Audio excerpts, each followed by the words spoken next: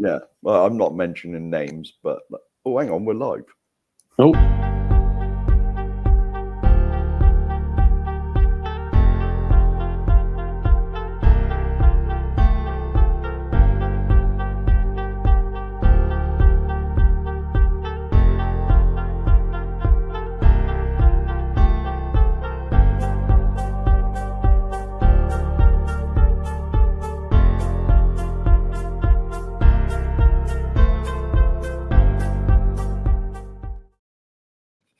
Hello and good evening to you all, and a very warm welcome to the Tuesday edition of Spurs Diehards TTID. Tonight we have some good guests for you. We have topics to discuss. We'll be discussing obviously the transfer window. We'll obviously be discussing the incidents with Bentancur, Lloris and Bissouma recently, and see what my guests think about those varying situations that have happened.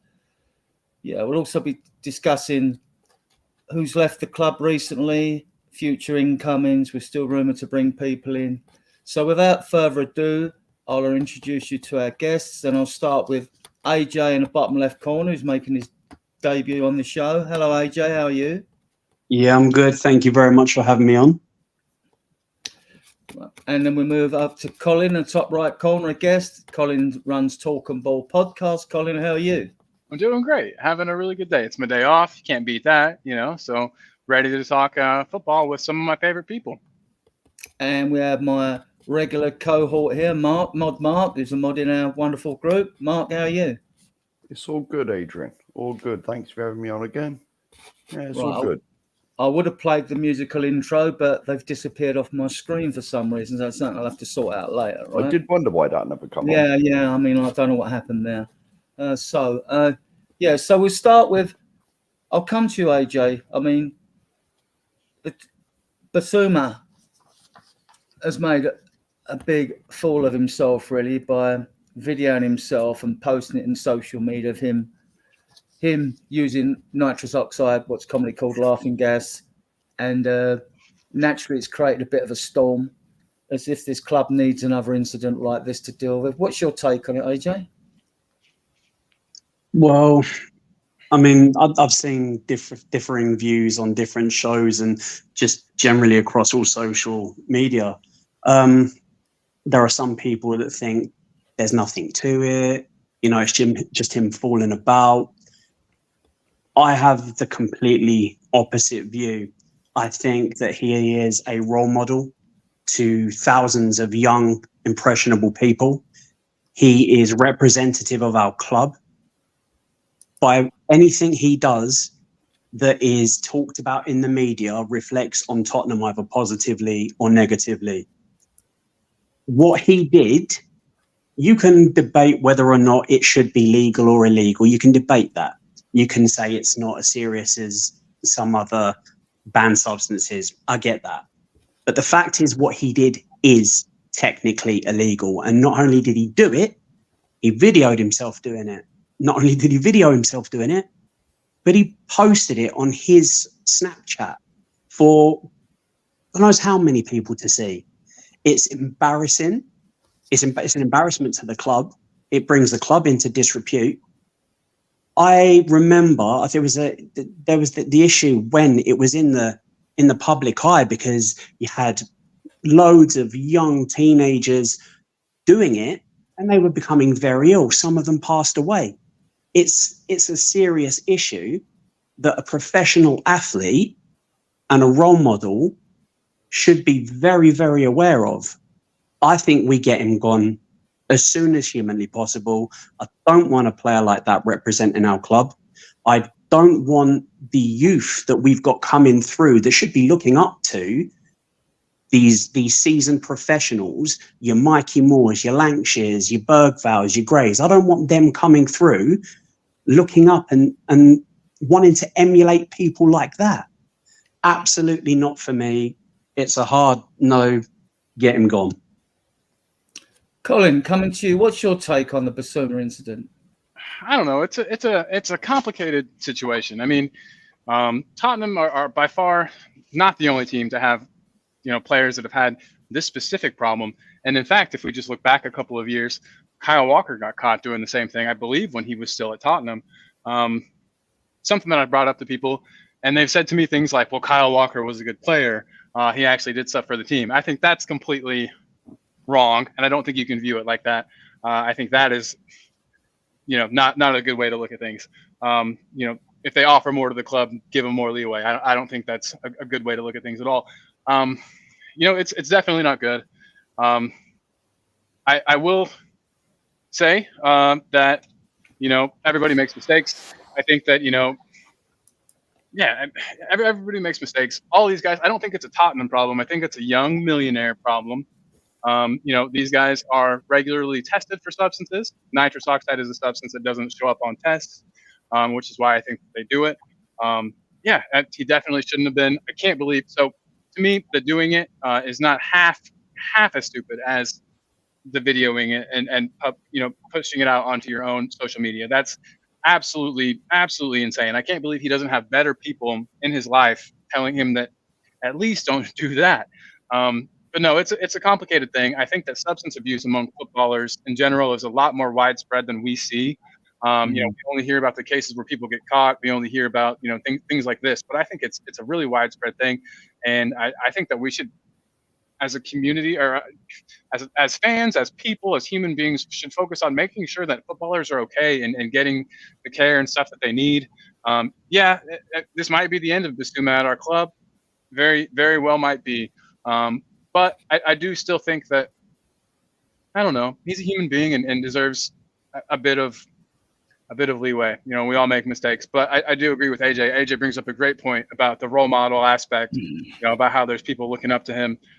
And then I'm not here to argue what drug is worse than another drug, but we have, people, if players were going out and getting, going out and having some pints after matches, that's bad for you as well. That's bad for alcohol is poisonous to every cell in your body, yet that's okay. And I'm getting into the point where I'm arguing like what's okay and what's not. And I didn't want to do that. But yeah, it's just a very muddy, complicated situation for me. I'm not happy about it. And I'd rather not have criminals on my team. We make fun of players from other teams for this type of thing. And now it's happening to us. It's not a good feeling. So, right. You mentioned alcohol, so I'll stick with you on this. We have had the incident previously. Well, have clubs made a rod for their own back by doing this? Because there have been incidents with other players at other clubs with other things, and like they've not exactly been handing out, harsh punishments as such. I mean, Lloris got done for drink driving, didn't he? Dele Alli got done for laughing gas as well, and both of those were taken back into the fold. Bissouma as well. So what's your take? Do you think we compare these incidents, or we don't? We treat them all separately. I think that I kind of think there needs to be some consistency among how the club handles things. I don't think that we can, because people are right. Bissouma hasn't offered near as much to the club as Lloris, as as other players, but I don't think that should matter. I think that there needs to be rules in place, and I think that they should be the same for everybody.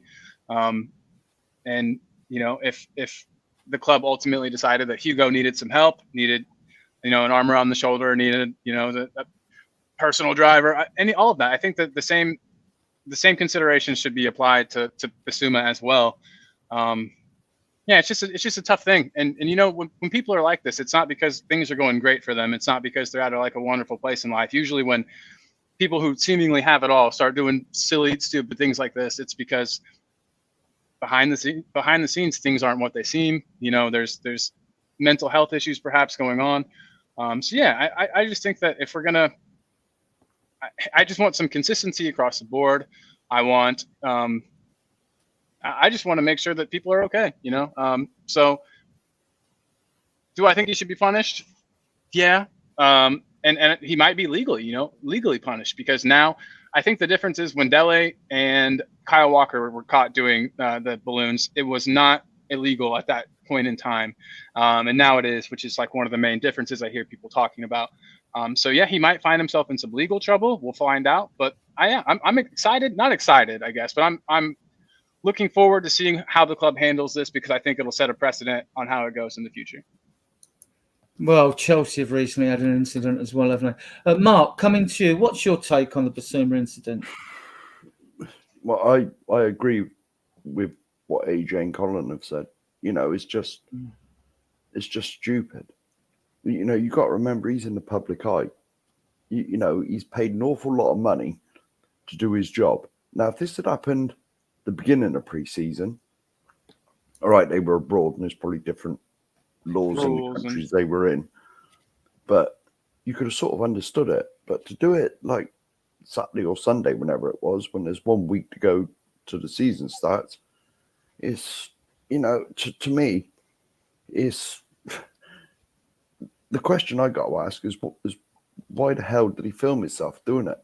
Sure. If you're gonna do that stuff, don't bloody film it and stick it on Snapchat. Or whatever site, whatever thing you put it on. Because if he hadn't put it on, was it Snapchat he put it on? I don't have any of those, so I don't know for sure. No, I don't have any of it. I don't even know what they are. It was Snapchat, yeah. His personal Snapchat as well. Yeah, all right. And so we put it on Snapchat. I mean, if he hadn't put it on there, no one would know. Because it's like one of you said, it don't show up in drugs tests. Yeah. And so, if he wants to do that, I mean, personally, the amount of wages they're on, I'm not sure what his wages are, but it's a darn sight more than I'm ever going to earn, probably in 6 months. So, it's more than I'll earn in a bloody lifetime. So, I mean, it's a bad look for the club. And it's not as though he's a long-time established player either, is he? Because then fans are more forgiving with a Lloris than a Dele Alli, aren't they? I mean, even so, though, if you break the law like Lloris did, drinking and driving, I mean, that's especially all the money they got. I mean, flipping heck, if I go to the pub, if it's far away, I get a taxi home. And if I can afford to do it, then bloody. You can't tell me that they can't, get a flipping cab or something, Exactly. Why would you drive when you've got all that money? Because, all right, we've all been out and we've had a few when we do stupid things, but if I went out and did something like that, that's for me to live with. It's not plastered in all the tabloids and all over social media. Doesn't lower your transfer value. It doesn't affect the amount of exactly. It doesn't affect your employer. It doesn't I'm worth nothing anyway, so but you know what I mean though. Yeah. It's just I don't care what they do, what anybody does in the privacy of their own home. I couldn't care less, whatever you do. But if you are a figurehead, whether you like it or not, he is in the limelight. He is representing our football club. Yeah. And if you're going to do that, do it at home where no one's going to be posting pictures. Let alone you could not understand it, but you could say if it was somebody else that had recorded him and sneakily posted it, actually, that's, he's doing something in the confines of his own home, his privacy. He's, that's a bit out of order. But the man did it to himself. Well, exactly. Right. And AJ, I haven't seen the video. Was he in a car? Was he at a bar, like a nightclub or something?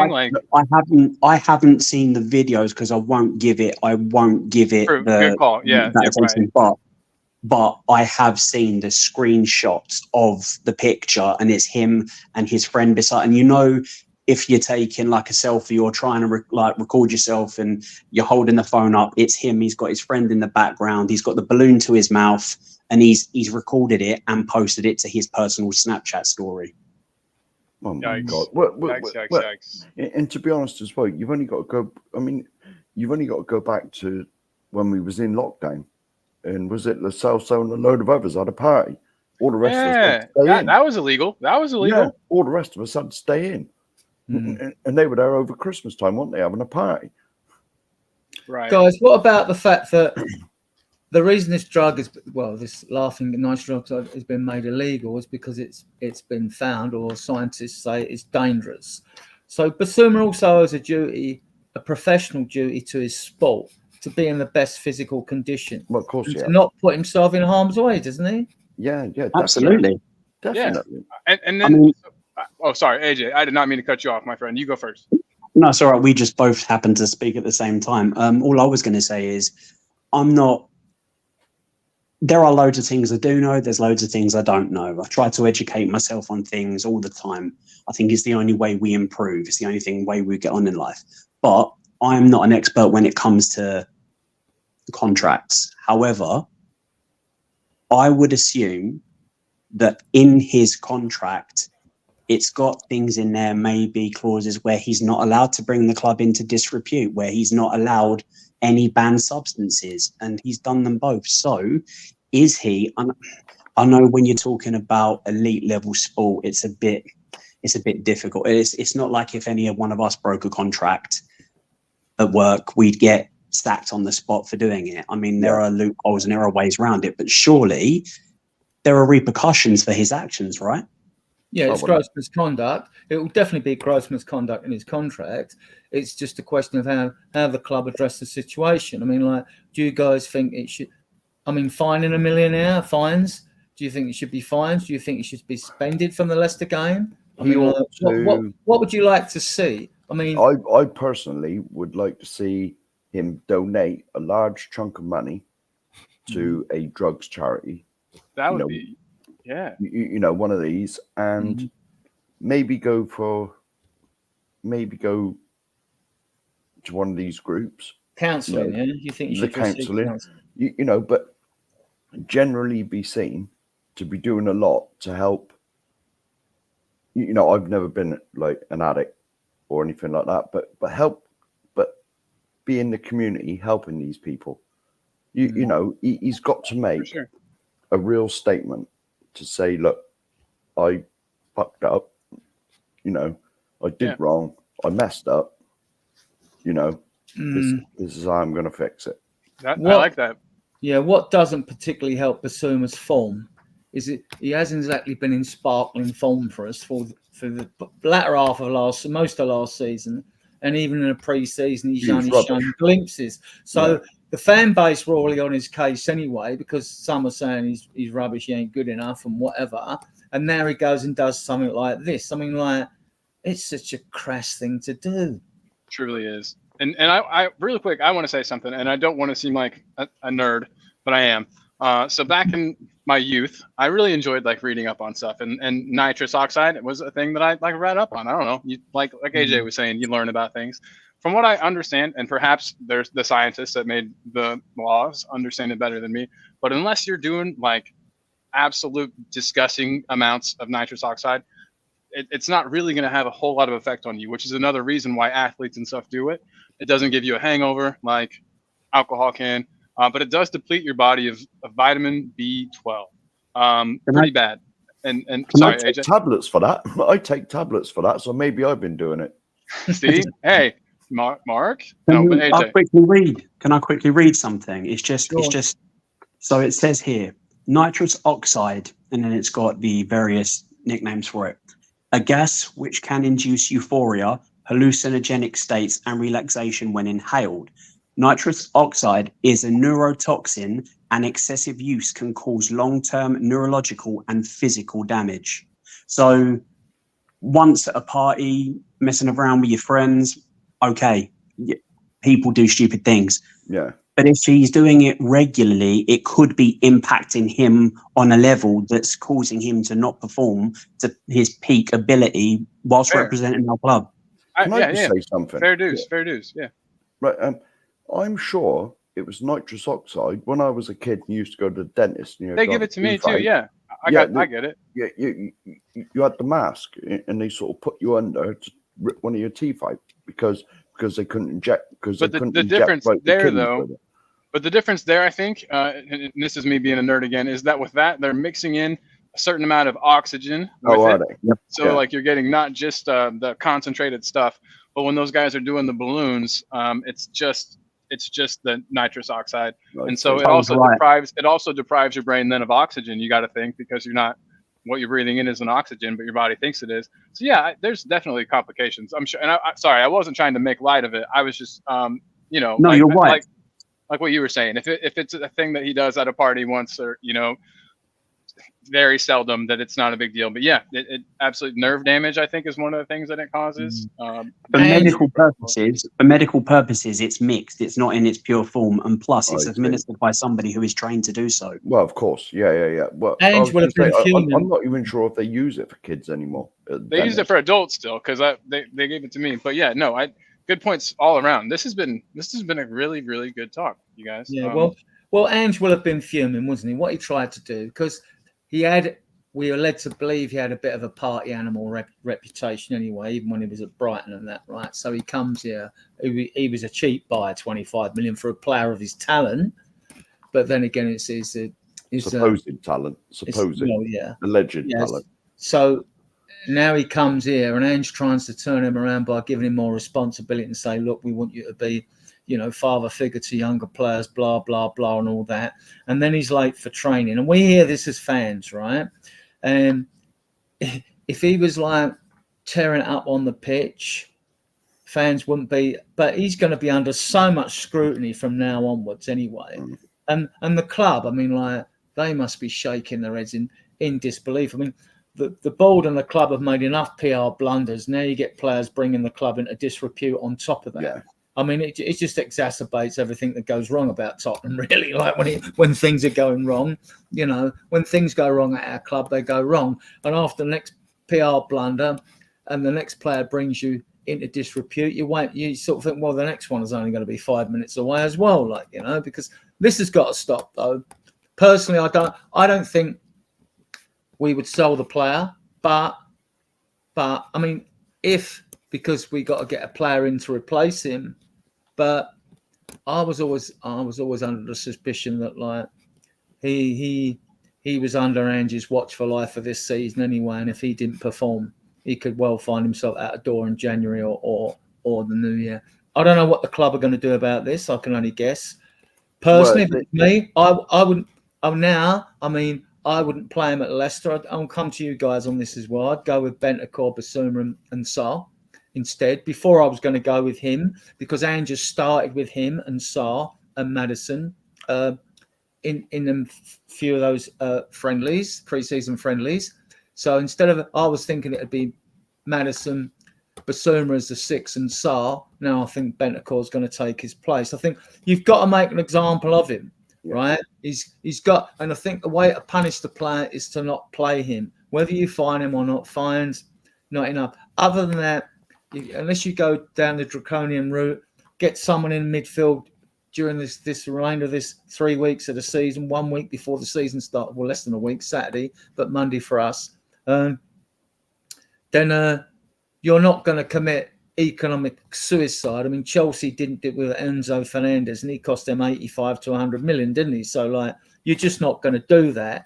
It is hypocritical. We are being hypocrites, but so are all the other clubs because they've all done it before, right? Yeah, exactly. So, I was going to ask you too. Which club hasn't had a problem? Players with problems. I was saying, I think it's a young male millionaire problem a lot of the time, and I don't know what the answer to that is. That's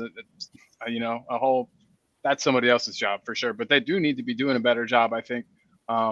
With some of these guys, especially people that come from nothing, and then like, and then you're so suddenly thrust into this life. I don't know. I just wish that people had other better people in their life to look after them, but that's its own thing, But for me, it's if you sign a professional contract with a big team like we are supposedly, like you've got to say to yourself, right, I'm going to make a shed load of money here if I'm good enough. But as soon as you sign that first contract, you've got to think, right, I can't do that. You know what I mean? I can't, because now I heard this on another show. All the youngsters, like your Mikey Moore and all the youngsters, they would have been trained what to put on Facebook, what to put on Twitter, what to put on Instagram, and all the rest of them. I don't even know what they are. You cannot step out of line when you're it doesn't matter who you are. Yeah. If you're a professional footballer, the spot. Well, put it this way: my local team is in the Conference League, and the owner was caught thumping someone in a local pub. It was all over the place. In my local team's only a conference team, and the owner like smacked someone in a pub, and it was everywhere. You know, so if you get, you know, if you're a Premier League club, anywhere you go, you can have cameras flashing at you. So would you, as a bare minimum, guys, I'll ask you all, because I said I don't want him to start against Leicester. Do you want him to start against Leicester, Mark? No. There's got to be a precedence of a punishment. Lloris missed one game after his thing, right? Oh, did he? I can't remember that far back, to be honest. I can't remember. I think it was one match that Lloris missed. I don't know. I'm just thinking too, if that has set a precedent. Obviously, different manager. Sheesh, this, you know, that automatically changes everything. I think that I wouldn't play him, and I damn sure don't think Ange is going to play him. You know what I mean? Ange is, like you guys said, Ange is beyond mad. I think Ange will probably sit him for a while. A good while, as long as he can, until he can't anymore, because we either need him on the pitch or because, you know what I mean. I think that, I don't know. Ange doesn't seem the type to put up with that. I think managers can become a bit all too forgiving when a player's got the skill set that he's got. I think that same happened with Ndombele to a certain but lesser extent. Yeah, and I think Ange will be fuming about. I mean, he's broke his trust, isn't he, AJ? Absolutely, 100%. I mean, you do have to. The trust goes both ways. The players have to have complete trust in the manager, and the manager has to have complete trust in the players. And you can govern what they do inside and around the stadium, inside the facilities. You can govern that to a certain extent, but you have to be trusting of them when they're in their own homes, when they're out and about with their friends, family. You have to hope that they are mature enough and respectful enough to not put themselves in such situations and to bring unwanted negative attention to the football club. I think he should be benched. I think he should be benched for a very long time. Yeah. I would bench him maybe for the first month unless we absolutely need him to come on. But I don't want a player like that at our football club, where there are young, impressionable people in and around the club, where there are him. Yeah, he could donate loads of money to various charities. He could, I mean, his apology was terrible. That was an afterthought. He could, there was many things he could do. You could fine him, but he's on whatever stupid amount of money he's on. Is it really going to make a difference? That's kind of bolting the gate after the horse has gone. You know, I don't want a player like that representing our football club. Colin, were you as mad though? Were you as mad with Lloris's drink driving thing, where he like? Yeah, absolutely. Perfect. I wasn't saying that you weren't. I was just saying I've seen a lot of people that I feel like don't equate them, and so thank you. That's all. I'm glad. For me, if something is wrong, I don't care who you are. If we're the best of friends, worst of enemies, if something is wrong, it's wrong. If something is right, it's right. Getting up behind the wheel of a motorized vehicle when intoxicated, under whatever it is, whatever the substance is, where your judgment is impaired, you could not only injure and kill yourself, but that's your choice. But there are other people, innocent people, that didn't choose for you to be in that situation. They could be injured or killed because of that. Especially in London. Absolutely. You know what I mean? It's a major 100%. There's always people walking about. Colin, surely the club have got to do something, and even the board would have to have a word with Ange if Ange hasn't already decided to take action, which he should have already decided, because the players broke his trust, right? I mean, what sort of example would it send to the younger players if nothing is done about this? 100%. Oh man, that would be terrible. It would show them that as a professional footballer, the laws and rules don't apply to you, and that's the last, I think, thing that we want to be teaching any generation, let alone the next one. But I mean, he's going to have to sit. Everybody's right. He's got so much money that less money for a while isn't going to really, I don't think, hurt him in a significant way. I don't want to say hurt him, but make him think back or be upset that he did the thing he did. I don't think money really matters at this point.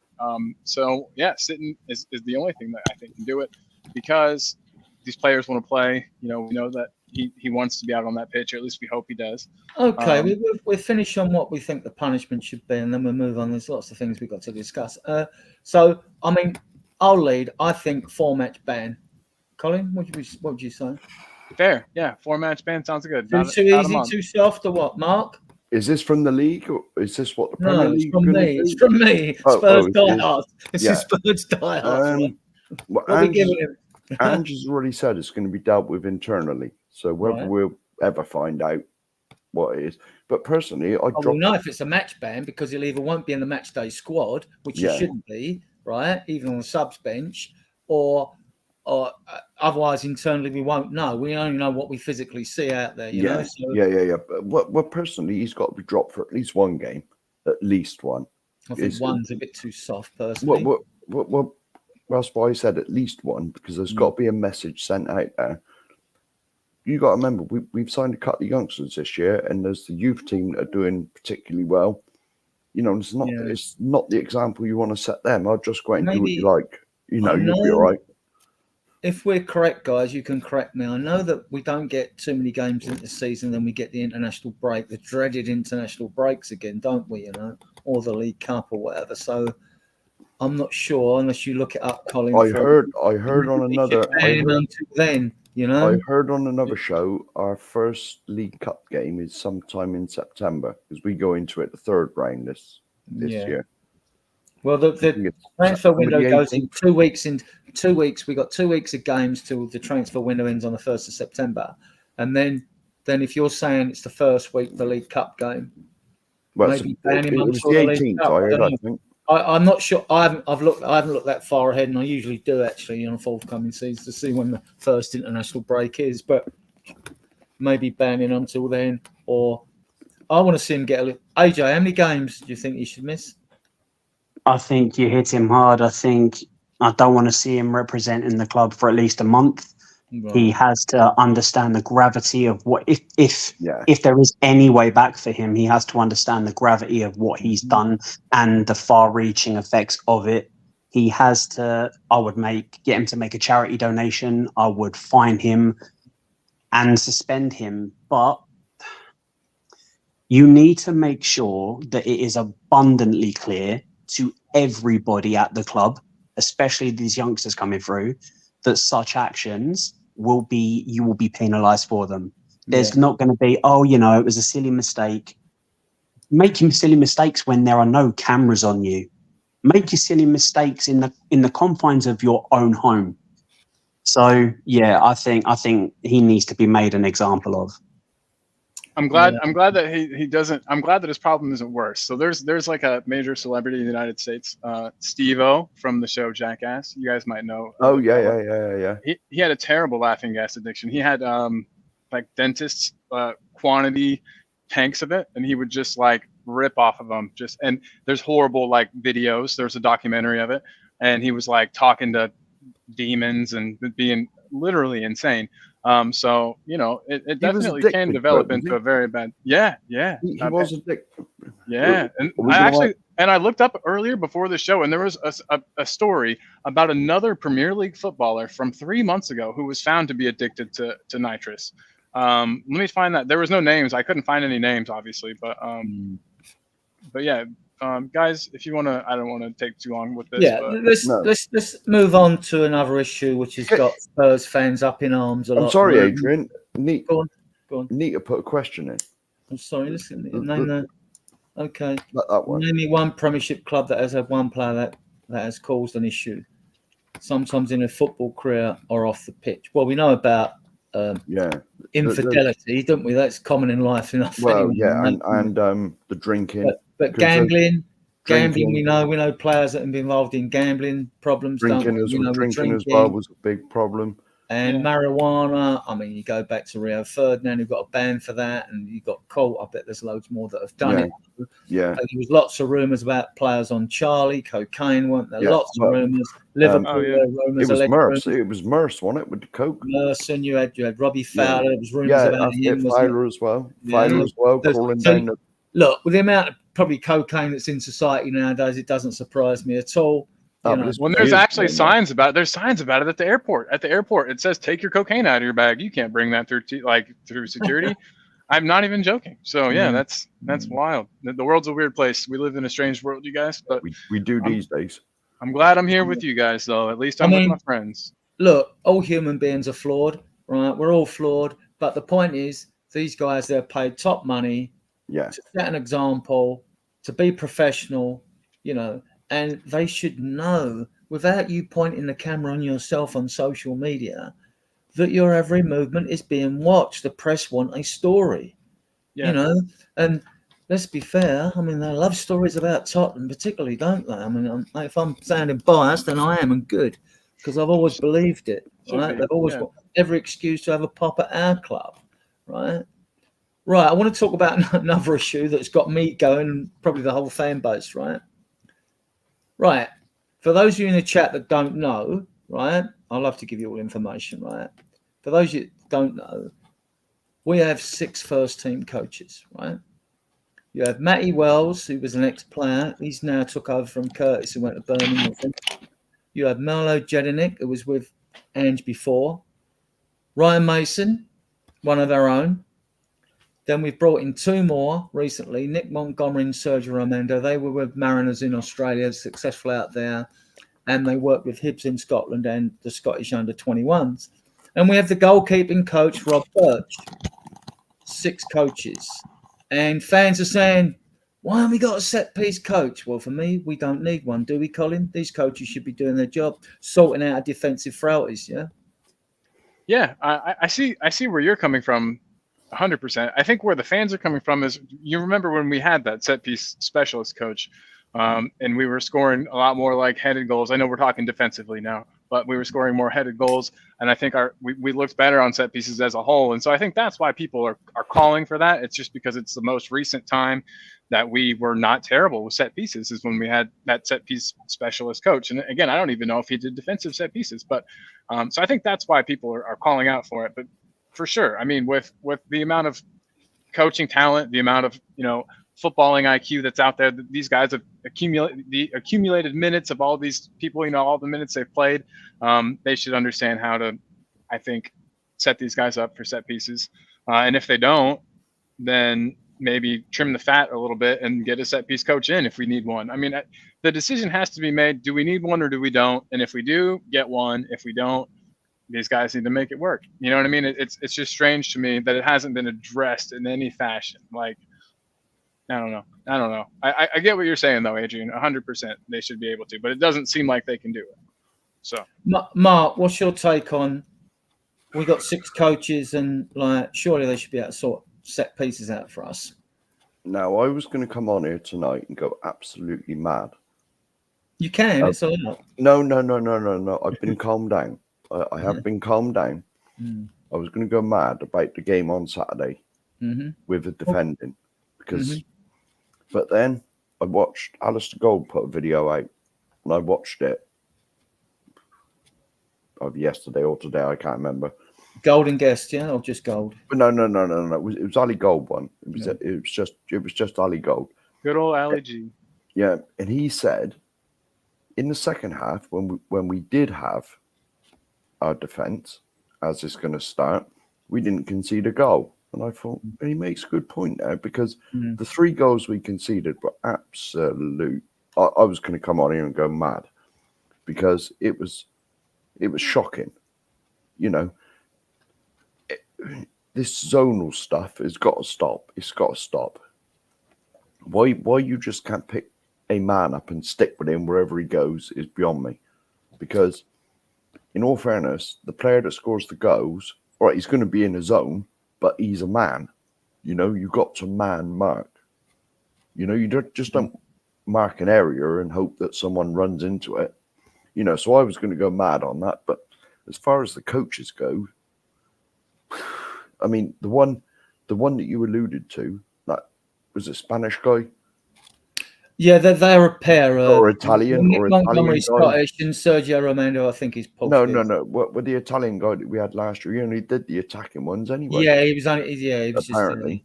Just. But like, I remember that fellow, but I we mean, let him go with Conte. To me, the way we,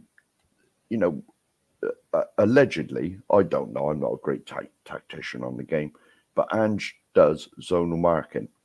He's got to stop that and just say, right, or the back four and whoever comes back, some of the midfielders, right, you take him, I'll have him.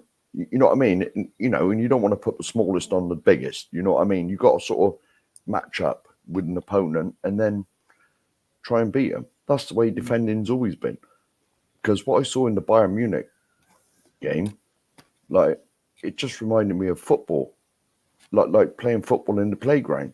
It was like when I was a kid, you just chased after the ball. You didn't worry about the spaces, and it was comical. And if we play like that, like the big teams are going to destroy us. Absolutely rip us a new one. And it's worrying. It's worrying. I mean, I think Ange just got to change. He's got to say, right, man, Mark, none of this zonal nonsense anymore. Sometimes. Oh, sorry. Go on. I was going to say, if you have the players for something and it's working, great. You know what I mean? But if you don't have the players for it, I feel like you got to change at least until you get the players for it. I see. You know what I mean? I'm just agreeing with Mark that. Yeah. Well, I'll be honest with you. I've never liked that zonal stuff anyway.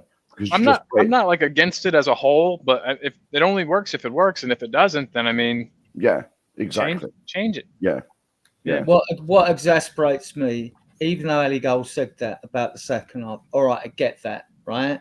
But what exasperates me about that, in the two games against Bayern, right, both times Gnabry was given so much room on the left-hand side of the field. Yeah. And I know Spence came across, so he's been playing at left back, and the same thing happened in both games. We didn't learn, right? So what players have to take some responsibility here as well. This isn't just tactics. They should know better. Vicario should be shouting at his defenders. For the third goal, Jed Spence was at like left centre back in the middle of the area. He looked in the daze. He didn't know what he was doing. Now the kid's improved a lot recently. I still question his defensive capabilities. He's good going forward. He does the nice little things going forward, and everyone forgives him everything else. And on the left for that third goal, when Muller scored, right, Decky had come back in left back to help out, right? And I looked and I'm thinking, my God, you can't even get the basics right. The players can't. You don't even need to coach that, in my opinion. What infuriated me was the fact that, you should know the keeper should be shouting at the defenders, I want you to go further back. What happened against Arsenal and other games? They all overloaded the far post. Yeah. For when crosses come in, and our players, where's your intelligence to just think, if you know there's players behind you, we've all played football, you move over, you take up a different position. I mean, I don't mind Ali Gay saying that, and I get it. I'll make an excuse for Jed Spence because it looks like we're keeping him right now, and he's shown that there's a player in there, but he's got to improve. Listen, I was hypercritical of Porro when he first come here. You remember them first two games against Leicester away and Newcastle? He never even looked over his shoulder. He was never goal side. He never looked. The players always got the jump on him. And good job he's got some pace because sometimes he got himself out of trouble. But he has improved. He's improved dramatically. And technically, he's a superb footballer, right? But Jed Spence, he's green. He's green when it comes to defensively. He's still raw. I mean, he's got time to improve. I remember when Kyle Walker came. He kept getting caught up in field. But he's another one who's got pace like Spence. So as he learned to time his run, when to go, not to go. And he's probably still one of the best right back or the best right back in the world now. And he's in his 30s. But no, Jed Spence for me, if he still went in this window, and we'll come on to transfers later, and we'll remember tonight, I wouldn't be heartbroken. I'll tell you, I wouldn't be heartbroken at all. I would be because he's been played out of position. He's been at left back. He's not a left back. Right. He's a right back. That's where he needs to be. None of this left back stuff because he can't do it. And I actually picked that team Saturday. I actually got a team right for a change. It's not often. It's rare for me to get a team right. You took great delight in telling me this on the phone yesterday. Well, the thing is, like, it's like what you got to try and do is think through the manager's head when you pick the team, not through your heart, because we'd all pick attacking players, and you know we wouldn't have a defender on the bench. It'd be full of attackers, like, you know what I mean, like, because that's what we're like as fans. That's the romancing. AJ, you with us? You muted? Yeah, I mute myself so that I don't interrupt. Fair enough. Your take on Spence, go on. If memory serves me correctly, up until around about Christmas last season, we hadn't conceded a set-piece goal, had we? No, not one. Then we conceded. And then after Christmas, the floodgates opened because teams very quickly figured out that we were very susceptible to them. Vicario isn't strong enough. He doesn't come. He doesn't clear everything in his path. And zonal, I cannot believe that any manager in the world would think that zonal defending is the way to go. Yeah. I would have thought that because of everything that happened towards the end of last season, this preseason it would have been sorted out. But we saw in the Bayern game, especially the last game, the set pieces are still an issue because it did look like they were trying to go man-to-man a little bit. It looked like some halfway concoction between zonal and man-to-man. But for me, all zonal does is it complicates things because, oh, hang on, the player left your zone and ran into my zone. He was in between zones. Who picks him up? If you go man-to-man, you can then pinpoint, right, Porro, that was your man. You let him get the run on you. He scored. You need to get tighter. You need to stop him making that. Yes. You can pinpoint who made the mistake and work on it. Zonal leaves everything so vague and, well, whose zone did he start in? Do you stop him from making the run across and coming into the next zone? Does the person in the zone where he scored pick him up and stop him scoring? It's just a way of passing the buck and there's no accountability in it for me. It's something that needs sorting out. And you would think with 6 coaches at the club that one of them must have just at some point gone, actually, this is an issue. But it doesn't appear that anybody has. So if they're not doing their job and they're not spotting our weaknesses, it's all well and good them coaching the attack in the final third and this is how you move the ball, create space, this is what we're doing at this end. But if they're not rectifying the problems, you could score 3 goals. If you concede 4, you've lost the game. Yeah. If nobody is picking this up, if they're making mistakes, maybe it's time to get rid of them and get somebody in that can do the job. I completely agree. I absolutely 1,000,000% agree. Because if we carry on this zonal stuff, I said when it was my go, it's shocking. The defending in that first half against Bayern was shambolic. And if we're going to play like that all season, Man City and teams like that, well, I hate to say it, but them lot down the road. Some people, the bits. They are. Some people are making excuses saying, well, you know, it's not our first choice defense. And, you know, it's probably not really even our second choice. It's a complete mishmash. And I said to them, yeah, I get that. The issue being is they're still professional footballers. They still know when they're selected for the position they're playing, you work on that through the week. It's not just last minute. Oh, actually, we need someone at centre half. There you go, play the position. You know what is expected of you in that game, and then to not do it, you can't go, oh, you know, well, it wasn't our first choice. When it was our first choice defence, we totally different. We looked a lot more solid. With Bentancur on as well in front of them, there was that solidity, there was that safety, and we just looked so much more composed. But that in itself is a huge issue. If when the first team isn't available for whatever reason, if Van der Ven and Romero aren't available and whoever else steps in is going to offer that, be all at sea when the ball's coming in the box, not picking up their man, that is worrying for me. Colin, you got to add to this because I'm going to come to Vicario after you've had Oh, some- not a lot. I mean, I feel like you guys have done a pretty good job in covering it, saying a lot of what I feel.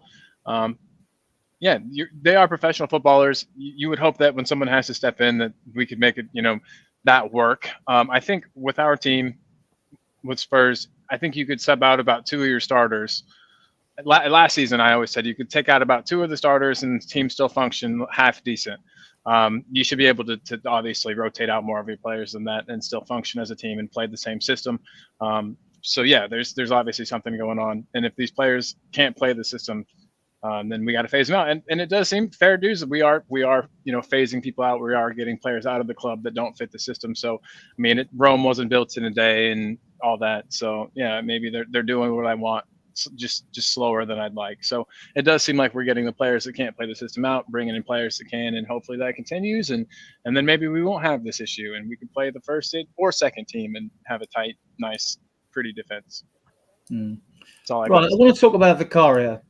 Right now, he was my favourite. Now I'm going to criticise him, but he was my favourite player last year. I'd have given him my man of the season. The reason I'd have given him my man of the season, and I know that Romero and VDV were more sexy amongst the Spurs fans, especially VDV getting them goals and things like that, and I get that. But VDV was out injured, Romero had a suspension, but Vicario played every game. And I thought without his saves, we would nowhere near have got fifth in the position. He is a first-class goalkeeper.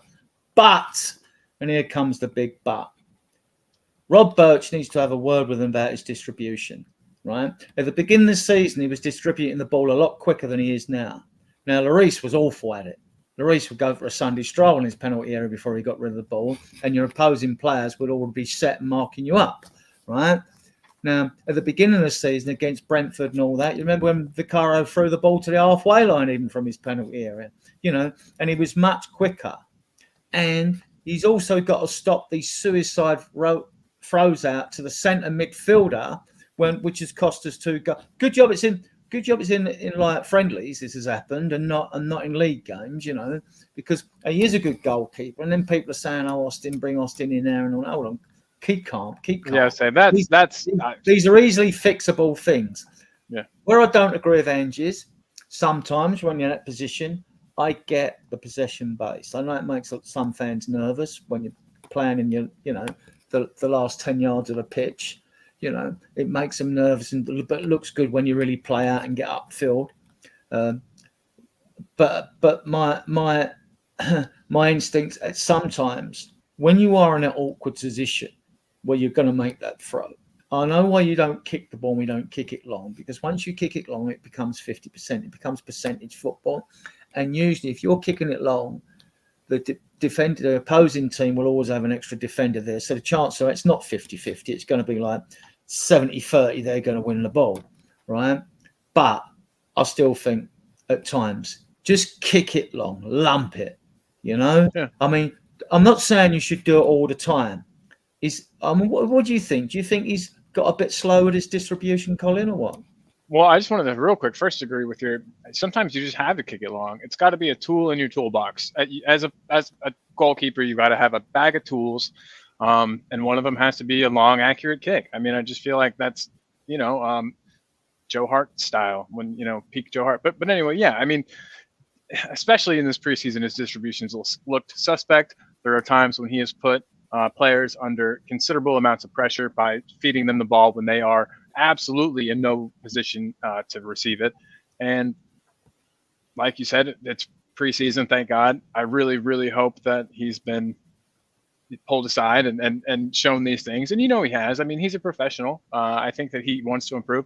Another problem I have with him, more than his distribution, I think, is the fact that he parries the ball back into like dangerous zones instead of ever like claiming it or even pushing it far out. The amount of times where he'll make a great save, but then put the ball right at an opposing player's feet for them to score is worrying for me.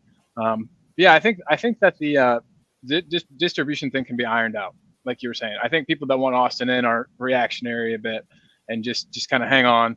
And season hasn't even started. We gotta, of course, let the number one start the season, see how he does, and I'm sure that he'll have tightened it up by the beginning of the season. Sure of it. Mark, you happy with Vicario? Well, when he first come in, he was obviously a lot better with the ball than Lloris was, because every time Lloris got the ball, we were all like shaking, terrified, because, well, most of the time he'd just kick it straight into touch, but I was expecting him to kick it straight in the net, to be honest.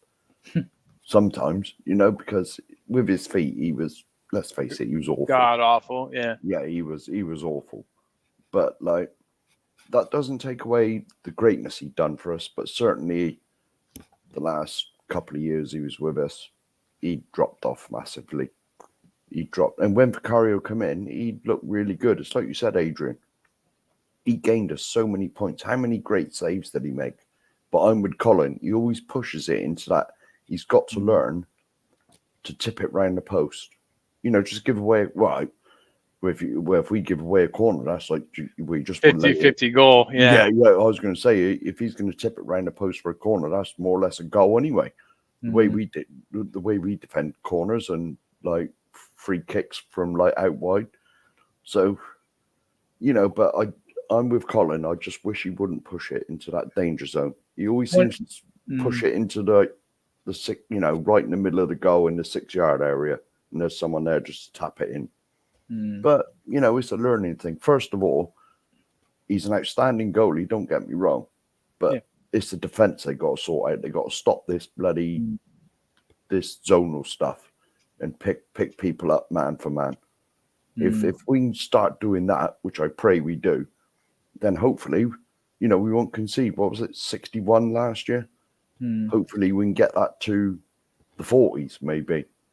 And 14 from set pieces since Christmas.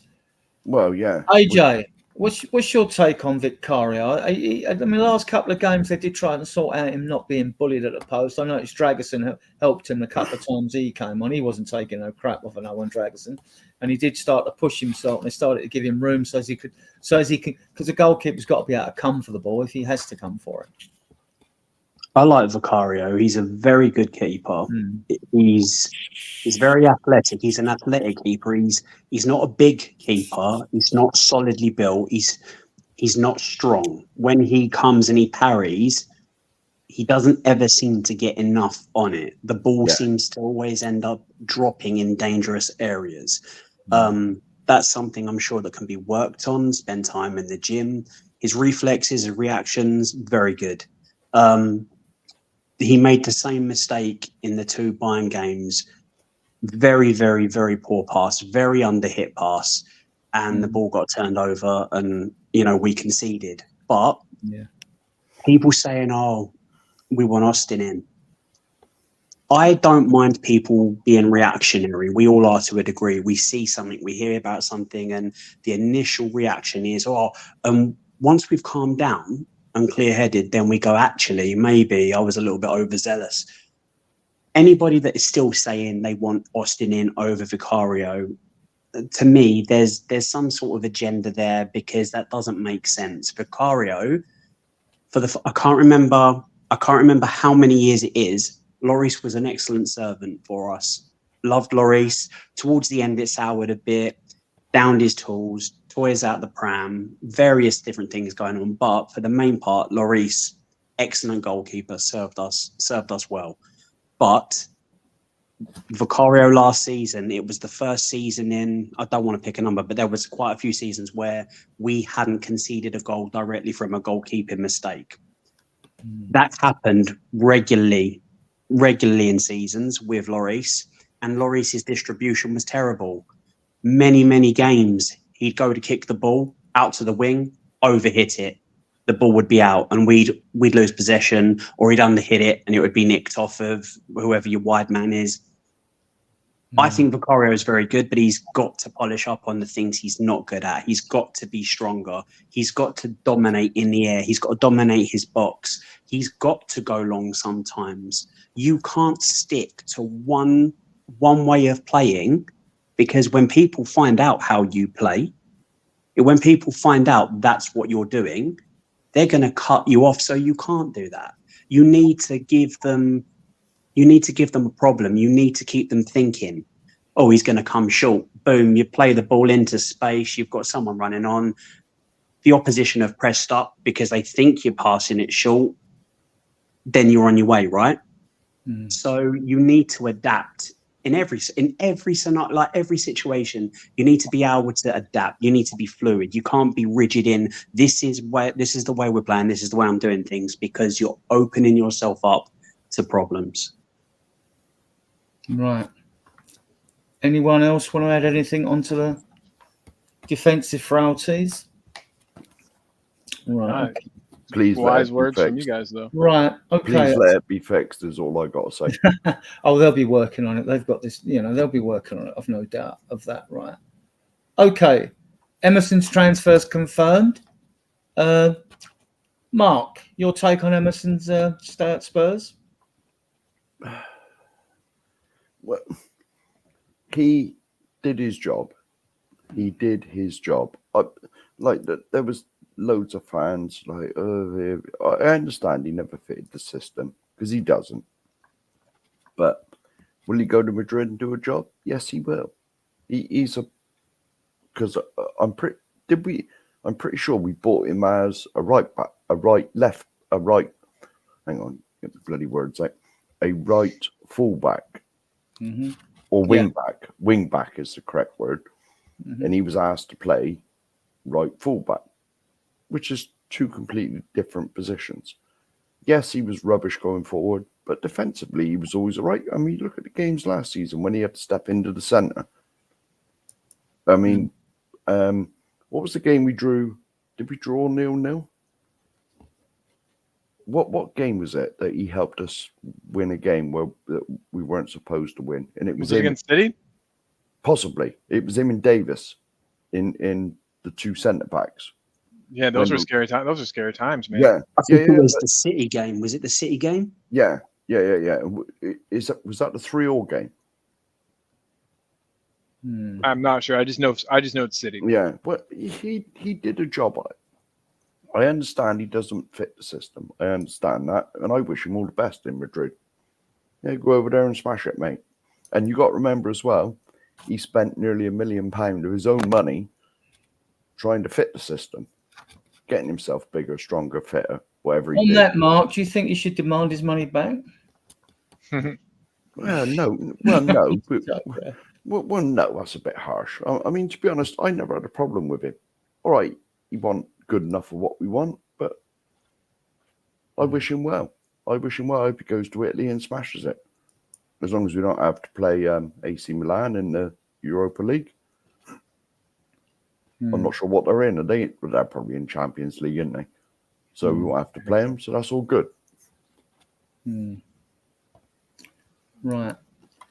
My take on Emerson, I just thought, look, athletic in a defensive system, it would work. He's got all the attributes for that. His distribution's poor in the final third. Just not good enough. Just not technically good enough. I wish him well. Like all players at the club, even if they're awful, or I think they're awful, while they're at the club, I'll always support them. Same for managers we've had that I didn't like. I'll always support them. No, I wish him well in his move. That's Emerson. Also, let's go on to some more. Right, I'm going to go down a bit further on my list here. The old run sheet. Yeah, the run sheet. Okay. Lo Celso, I think he'll be gone. He is a talented player. One of my biggest mistakes was raving about this guy when he first came to this club. I'd watched him play. I thought it was the best thing since sliced bread. Well, not the best thing, but I thought it was really good, and I was singing his praises everywhere. Just not happened for him at Tottenham, has it, guys? Colin? No, it hasn't, and it's been a combination of things. I think obviously himself and his application towards things, and then the system. And I think he's been one of those players who's been kind of a victim of this whole manager. Well, everybody's been a victim of the whole manager chop and change, system changes. But yeah, he's just never found a spot. Hasn't quite worked out for him. And I think that, he's still got plenty of time. He could have a really good rest of his career somewhere, and he will, I'm sure. And with both of the teams that he's linked with, or that you talked about today, him being linked with, I think he would do well at either. I kind of hope that he leaves the league and doesn't go to Villa and goes back to Betis. But yeah, I don't know which one of those is more likely either. Do you know? Has there been any more news on one of those than the other or anything? Have any of you guys heard? Cat's out of the bag. Adrian told me that it was Betis and Aston Villa sniffing around. Yeah, I mean, I think Emery would like him, and for the price that Spurs say they wouldn't let him go for 10 mil, but he's in the last year, I think, of his contract. Beginning of the season, he was worth more than that to me. I was arguing the case. I couldn't fathom out that Alex McAllister goes from Brighton on a release clause of like 35, 36 million to Liverpool, and the only reason he played in the World Cup final was because Lo Celso was injured, because Messi loves Lo Celso. And now we're getting rid of a player. We've got rid of a few players a little bit cheaper than they should have gone, but it is the market, and the transfer market has gone through a period of deflation, mainly due to COVID and the new financial rules that are in place. And I don't think it's a bad thing, because every time clubs get more money, they just think to pay a bit more for a player or more in wages. So, to me, I just think, no, so I'm not too bothered, and I'm not bothered if, when they turn around and say Man City and Chelsea, if they get fined or relegated, their owners will take their money and go elsewhere. Well, good, go elsewhere. The league will survive without you. You've only won crooked cups anyway. Right, anyway, before I go off on a mad rant. No, go off. I like it. It's funny. All right, okay. So, AJ, you got anything to say about Lo Celso? Yeah, he's just disappointed, really, hasn't he? On the whole, I mean, he's had moments where he's played really well. And to be fair, when he was called on last season, when he was called upon, he did fairly well. He's just got one of those relaxed, languished sort of styles about him that gives the impression that he doesn't work, that he's not a workhorse. He's not going to be on the front foot, full throttle all the time. He's definitely got the talent. Absolutely. I mean, you don't have Lionel Messi singing your praises if you're an also-ran, But, I mean, he's had injury issues. It's definitely, we need to get a shot of him. We need to try to make some money on him. But I think letting him go to Villa is a mistake, because with the right setup, he's a player that can hurt you and will hurt you. And I don't want that coming back. I don't want him popping up with assists and goals against us. Kind of like you didn't make the most of me. I didn't get my opportunity. This is what I can do. Get rid of him to Betis. Yeah, we might face them in European competition, but what is that, once or twice? Every other season, maybe, depending on how the draw falls. So, definitely get rid of him, but abroad. I mean, he's a big game player. I mean, he scored away in the 3-3 away at Man City. I mean, and he scored some nice goals for us. Yeah, he did. He's got the technique and everything. I mean, he's a quality footballer. It's just, and no matter what he did, even if he stayed, even if Angel likes him, would like to keep him, I don't think he's ever going to turn a fan base around, because he's been here 4 years. And Jose was the one who signed him full time, so he must have seen something, because he was on loan before then. It's definitely, for me, it's definitely the style. It's almost akin to Berbatov style, where kind of like I can't really be bothered. The only thing about Berbatov is he produced nearly every single game and the fans loved him. He was either assisting or scoring. He was doing outrageous things week in, week out, and the fans loved him for it. The thing is with Lo Celso is you're not getting that same output, so you look lazy. If you're not putting up those sorts of figures and you have that style, it's very easy to go from what a player to what a lazy. Do you know what I mean? It's right. I'll stay with you, because now we move to a player I found as a bit of an enigma to me. Reguilon. There's rumours that Barcelona and Galatasaray are interested in him. What's your take on Reguilon at Spurs? I don't think he's got a fair shake, to be honest, especially recently. I think I like him as an attacking threat. Very good. Pace to burn. Great left foot. But defensively, he's too, I don't know. I think he might be too small, too slight built for the Premier League. he's not going to go man to man defensively and come out on top against your big centre forwards, against your big wingers. It's not going to happen. So it's a shame because I really did like Reggie when we got him.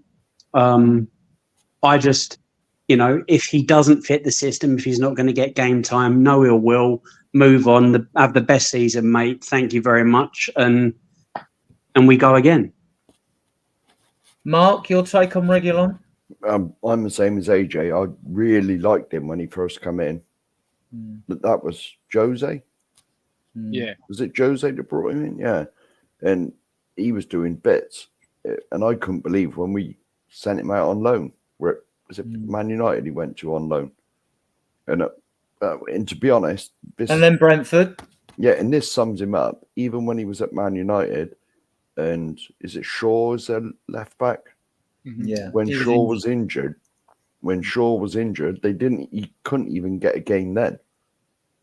That they played somebody else there instead of Reggie. So, well, it's just one of them.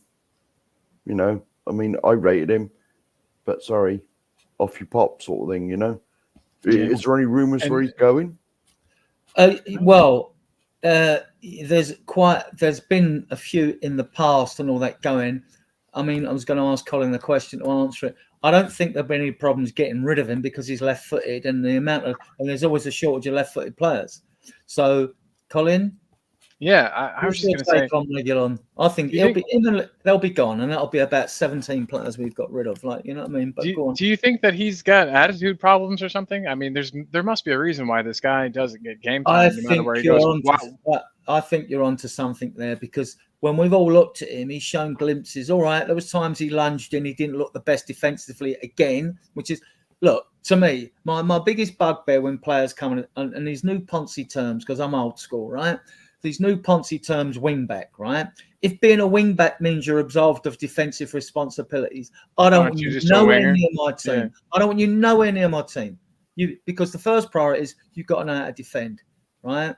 But like with Reguilon, I think you've hit the nail on the head, because I think obviously in training, or maybe his manner, the way he carries himself, there must be something there. Because I'm like AJ, I would have liked to have seen a bit more of him. Go on, Colin. Oh no, that was it. Yeah, I was just saying there's got to be an attitude problem or something there too. I agree with you, because he by merit, I feel like, should have been playing, and that through a few managers now. I think that he's, I'll defend Ben Davis and his right to be at the club all day and all night. But if you guys tell me that you don't think that Reguilon's better in any of the systems that we've been playing on the left than Ben Davis, I'd tell you you're crazy. There's been numerous opportunities that he could have gotten in for numerous managers and on numerous loans, but he still hasn't. And so I just think that, cut ties, get money if we can. Something's up. Don't know what it is. We'll find out someday in a book or something. But he's got to have something going on. Is my thoughts. Good player though. Good player for sure. Really liked him, and beautiful wife too. So lucky for him. Apparently his timekeeping was poor.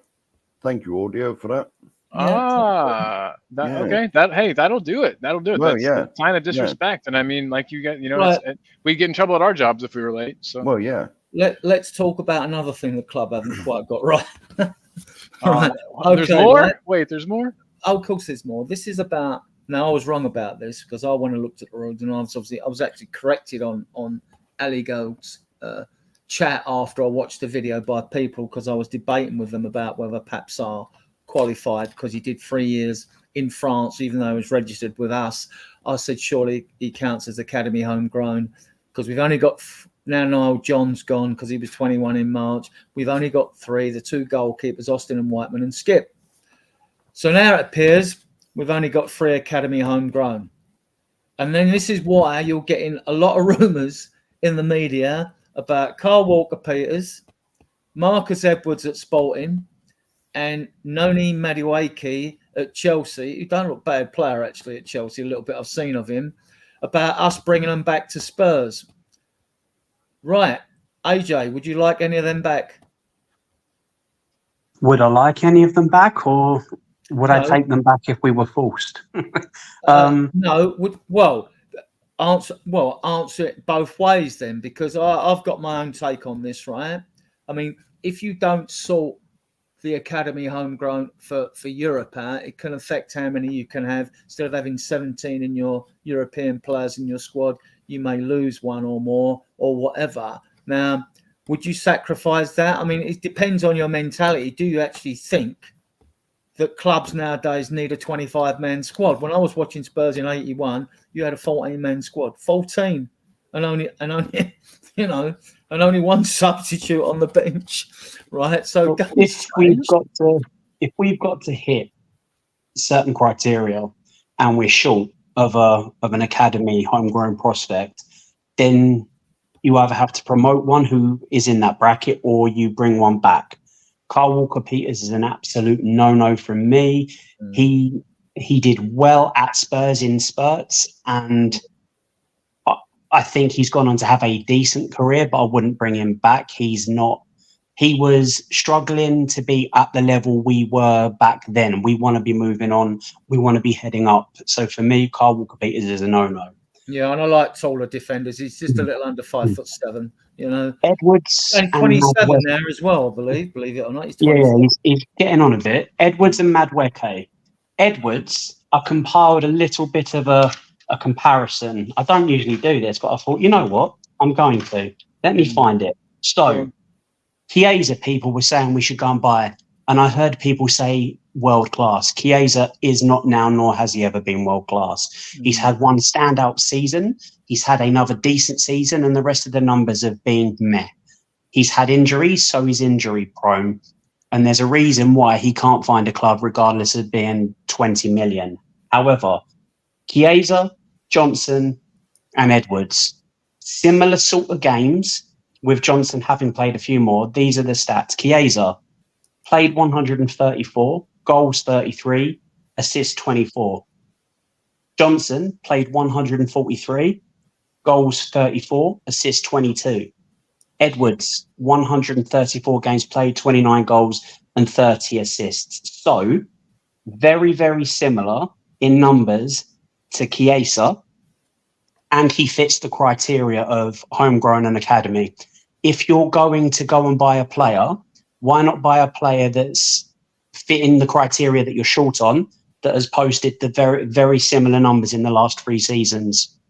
And Madueke, every time I've seen him, he looks exciting. He looks an absolute talent. And I believe he left because we weren't at that point bringing the youngsters through. He wasn't getting an opportunity. He was doing better than the rest of his age group, and he wasn't getting an opportunity. So you can't sit there hoping all your life. You're gonna want what's best for you, do what's best for you, and you're gonna look at your options, which he did. So for me, Edwards and Madueke, yeah, there's, either one of them I wouldn't be against. Mark, your take on whether we should be worried about having a squad of 25? Because if we do, then we really would be forced to bring one of those in, or just suffer the 1 or 2 losses in the squad. Yeah, but this is only. But it might mean if we bring foreign players in, we got to leave a couple out of the European squad. See, that is the penalty you pay. I thought this was for the European squad because it is because even though you've got 8 homegrown, for those in the chat, if you don't, 4 of your homegrown players out of the 8 have to be academy trained. And what academy trained is a player that's been in your academy for 3 years before their 21st birthday.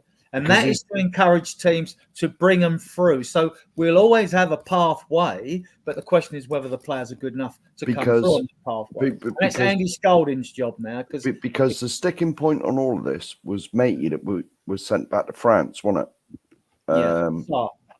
Sarr, that's him. Yeah. Because I told you this, that Ali Gold mentioned this ages ago, that they weren't sure whether, because we bought him when he was like 18, I think, and sent him out on loan, whether that 1 year he spent on loan counted as we'd signed him, so he counted for this 3 years in the academy before he was 21.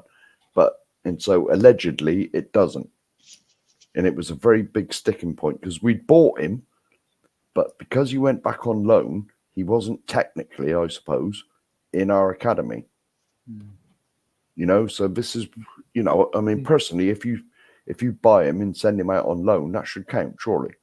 But obviously it doesn't.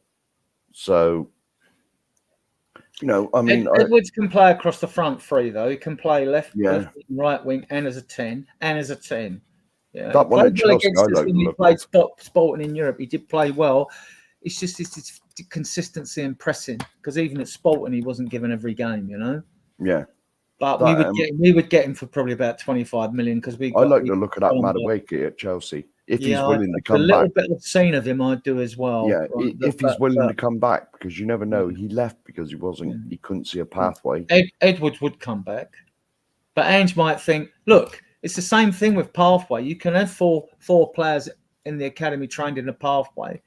If Ange doesn't want them or doesn't think any of them suit his system, then don't just take them back because you want them. And if he's willing to suffer, you can't claim a squad of 25. You can only claim a squad of 24 or 23. Yeah. And people have got to be left out the European squad because of that. We did it with Foyt. Remember one Foyt? Yeah, he got sent out on loan because we had too many in the European. Now, with the homegrown, I mean, it is a complex issue when you go in. Well, put it this way. I watched Ali Gold's video earlier, and he was going on about the Premier League, which is fairly easy to understand. But when he started talking about the European thing, I can't understand a word he said.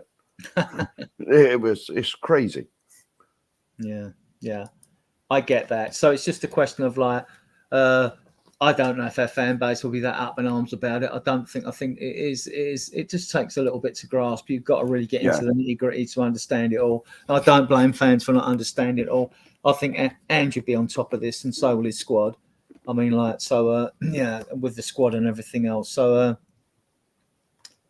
I mean, because I've seen more of Edwards, if we were forced to take one, as much as I like the glimpse of a Madueke, I've seen a lot more of Edwards, even when he was at the club, than I have of Madueke. So I'd be inclined to go for Edwards if we were forced to take, but I'd rather not take any of them, to be honest with you. You know, I mean, like, but it's not down to me, is it? It's just I'd rather be short in the squad, to be honest. What about you, AJ? Would it bother you? If they are coming back, I think the only reason Skip is in the squad, although I do think he played really well against Bayern. He's had a good pre-season, be fair. Yeah, I think the only reason he's still in the squad is because of the quota that we've got to meet. I think if there wasn't that, I think we would have tried to move him on, because I think he's not at our level. I like Skip. I like the way he plays. You can see that it means something to him to wear the shirt, but heart and desire and determination only get you so far. You need to have that ability, and to me, he is not at the level that we need to progress. But if you fill in the criteria, then yes, I would bring one of them back, but only if they can contribute. It's pointless them coming back to just sit on the bench, because you're taking a place that somebody else could be performing for you at that level. Do you see what I'm saying? So if we have to have one of them back, if it's going to be one of those, better the devil you know, right? Madueke looks good in spurts, but we know what we get with Edwards. And to be fair, he's a decent footballer. And I think he fits well in this system. I don't think an out-and-out winger does, because Madueke looks to drive towards the box to cut inside. And if you're inverting your fullbacks, the winger can't do that, because the winger needs to hold his width. Edwards is much more... He can play anywhere across the front. He can play as a false nine. He can play as a 10. He can play on either wing. So he can do that job. For me, Edwards just. Right. Angelo Tyro puts a good point in. Aren't any of Lancashire, Moore, Gunter, Donnelly, Divine, club trained, problem solved? These players must be back. You could add Tyrus Hall. You could add George Abbott, defensive midfielder who can play in the back four. You could add Ashley Phillips. You could add, but they go on the B list anyway. So that doesn't affect you. There's the under 21 B list, and besides that, none of them have done 3 years yet, right? None of them. If they've done their 3 years, Alistair Gold wouldn't add his video the other day, so he would have gone in depth in all these. So none of these have done. They may have done 2. Some of them are 18. I mean, George Abbott, Tyrus Hall, they got promoted from the under 18s into the under 21 side. You look at Mikey Moore was 17 on Sunday and just signed a 3-year contract. It's the maximum he's allowed under FIFA rules. And I just hope the club have added a 2-year add-ons onto that. You know what I mean? Like extension, right? Yeah. If they can get around it like that, they should have done that. But no, in Tottenham, I'm not that confident. But I'm not sure what they're allowed to do with a 17-year-old. It's 3 years. It's 3 years max. Yeah, I know it's 3 years maximum, but can they add like add-ons? I don't know. I'm saying if they can, they should. If they can, they should. I haven't looked into that. But he's going nowhere. He loves it at the club anyway. And he talks like a right mature lad when you watch his videos, yeah? So that is an issue the club have got to address, this academy training. This is why when people say get rid of Skip, fine, you can still sell Skip if you want, but then we'd have to shorten our squad even further. I don't think Skip's going anywhere this year. And this is why, and we haven't, unless you can bring someone in who's academy trained, I don't know when the next one's going to reach 21 at the moment, although I watched nearly all the under 21 games last year. I don't know who, right, is going to be the next one who's got the 3 years as a 21-year-old in. There might be a couple there amongst them. Well, we'll move on right now. There's rumours that Manor Solomon will be loaned out, right? I hadn't heard that. I hadn't heard that until I saw the run sheet today. So I was excited to hear about this one. I'll give my little bit of take on Manor Solomon. In one, he's not going to be sold, is he? Because one, he's got to prove his fitness after his injuries. So if you're going to move Manor Solomon on, you were going to sell him. You're looking at January at the earliest, I think. He is one you could take out. If we've got more than 17 for Europe, he is one you could take off the list. I'd rather Werner be taken off the list as well. I mean, yeah. I mean, he is one. I mean, okay, Colin, you spoke. What's your take on Manor Solomon? Do you think we should loan him out or keep him as one of the foreign players? I wish I'd gotten to see more of him, because I feel like there's definitely a good player there. Well, I mean, we're led to believe that with the tiny sample size we have. You know, the one match where he got 2 assists and the goal, right? Was that? Yeah, 2 assists when Sonny scored a hat-trick away at Burnley in the 5-2 away win, yeah? Yeah, that's the one. And I mean, he looked good. He looked a live wire. He surprised me because he could go inside or out. You know, he wasn't just a cut to the bottom. You know, he seemed to have multiple facets to his game. I liked him as a player. I thought he was good. The injury was a huge shame because we definitely would have saw more of him last season. Him versus Werner, I feel like they offered different things, even though they're both pacey wingers. I think their games are different.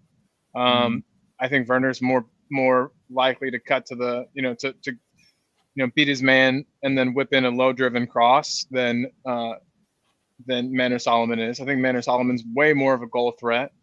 I don't know. I don't know if we should loan him out. I mean, so let's think about the depth that we would have then. So we would then on the left, it would just be Sonny and Werner, I guess, which isn't terrible depth. I hadn't thought about it until today, so I'm excited to hear what you fellas have to say. I just think that there's more to Manor Solomon than we've gotten to see. So he's one player. I usually go and look at videos of players when they come to the club. He's one that I can't recall looking at that too much of him before he actually came in when his time at Fulham expired. And I mean, I see glimpses of him when he came on the right. He looked tricky, takes a player on. He's a small winger in the Aaron Lennon mould, like. Yeah. And he looked good. I liked his vision and his movement against Burnley away, but I can't assess him on what I've seen. Mark, what's your take on Manor Solomon? I've only seen him. We've only seen about 5 minutes of him. So I honestly don't know. I mean, well, we got him for free anyway, didn't we? It's still being negotiated. Isn't it? I was going to say, people are not happy about that, but I mean, that team we played last year in the friendly. Yeah. Shoot, what team was that? So a team out of Ukraine, right? Yeah. Shakhtar Donetsk, right? He was there. Yeah. He actually kept Mudryk, who went to Chelsea for 80 odd million or more. he kept him out of the team at times. So like he's obviously there's a player there, but we haven't seen it yet, have we? No. I was going to say he came in and he was like injured all the time. Yeah, he had one injury, and then he had in his recovery, I think he got a knee injury as well. Yeah. Then on top of it. Yeah. AJ, do you know anything about Solomon? Have you watched much of him or seen much of him? I doubt you have, but there hasn't really been much to see, has there? Yeah. I don't think he was injured towards the back end of last season. I think that was something else entirely, and I think we all have a rough idea what I'm getting at. As soon as the season was finished, bearing in mind he was out for a very long time, he was pictured training, ready to represent his nation. All of a sudden, so he made a very, very quick recovery from being out for a majority of the season to all of a sudden being able to be training for his nation. After the show, you'll have to tell me what you're alluding to, because I feel dumb, but I don't know. I'll message you off. It's political, so I don't want to. Yeah, for sure. Yeah. But I think that's a lot of the reason why he wasn't playing for us. I could be wrong, but that's what I think. It's just that, like I said, after the season finished, he was literally 3 days after he was pictured in training gear, training for the national squad. Like I think it was separate. He hadn't joined up with them yet, but he was still in the gear training. If that's the situation, why was he not eligible to be selected for Spurs? I don't think he's fully fit yet. He's not fit. He's not got his fitness levels up. I think that's what it is. He can play for a half hour, but you've got to be match fit for 90 minutes. And when he's got on in this preseason, he has literally done nothing. I haven't seen anything from him. He hasn't taken anybody on and beat anybody. He hasn't.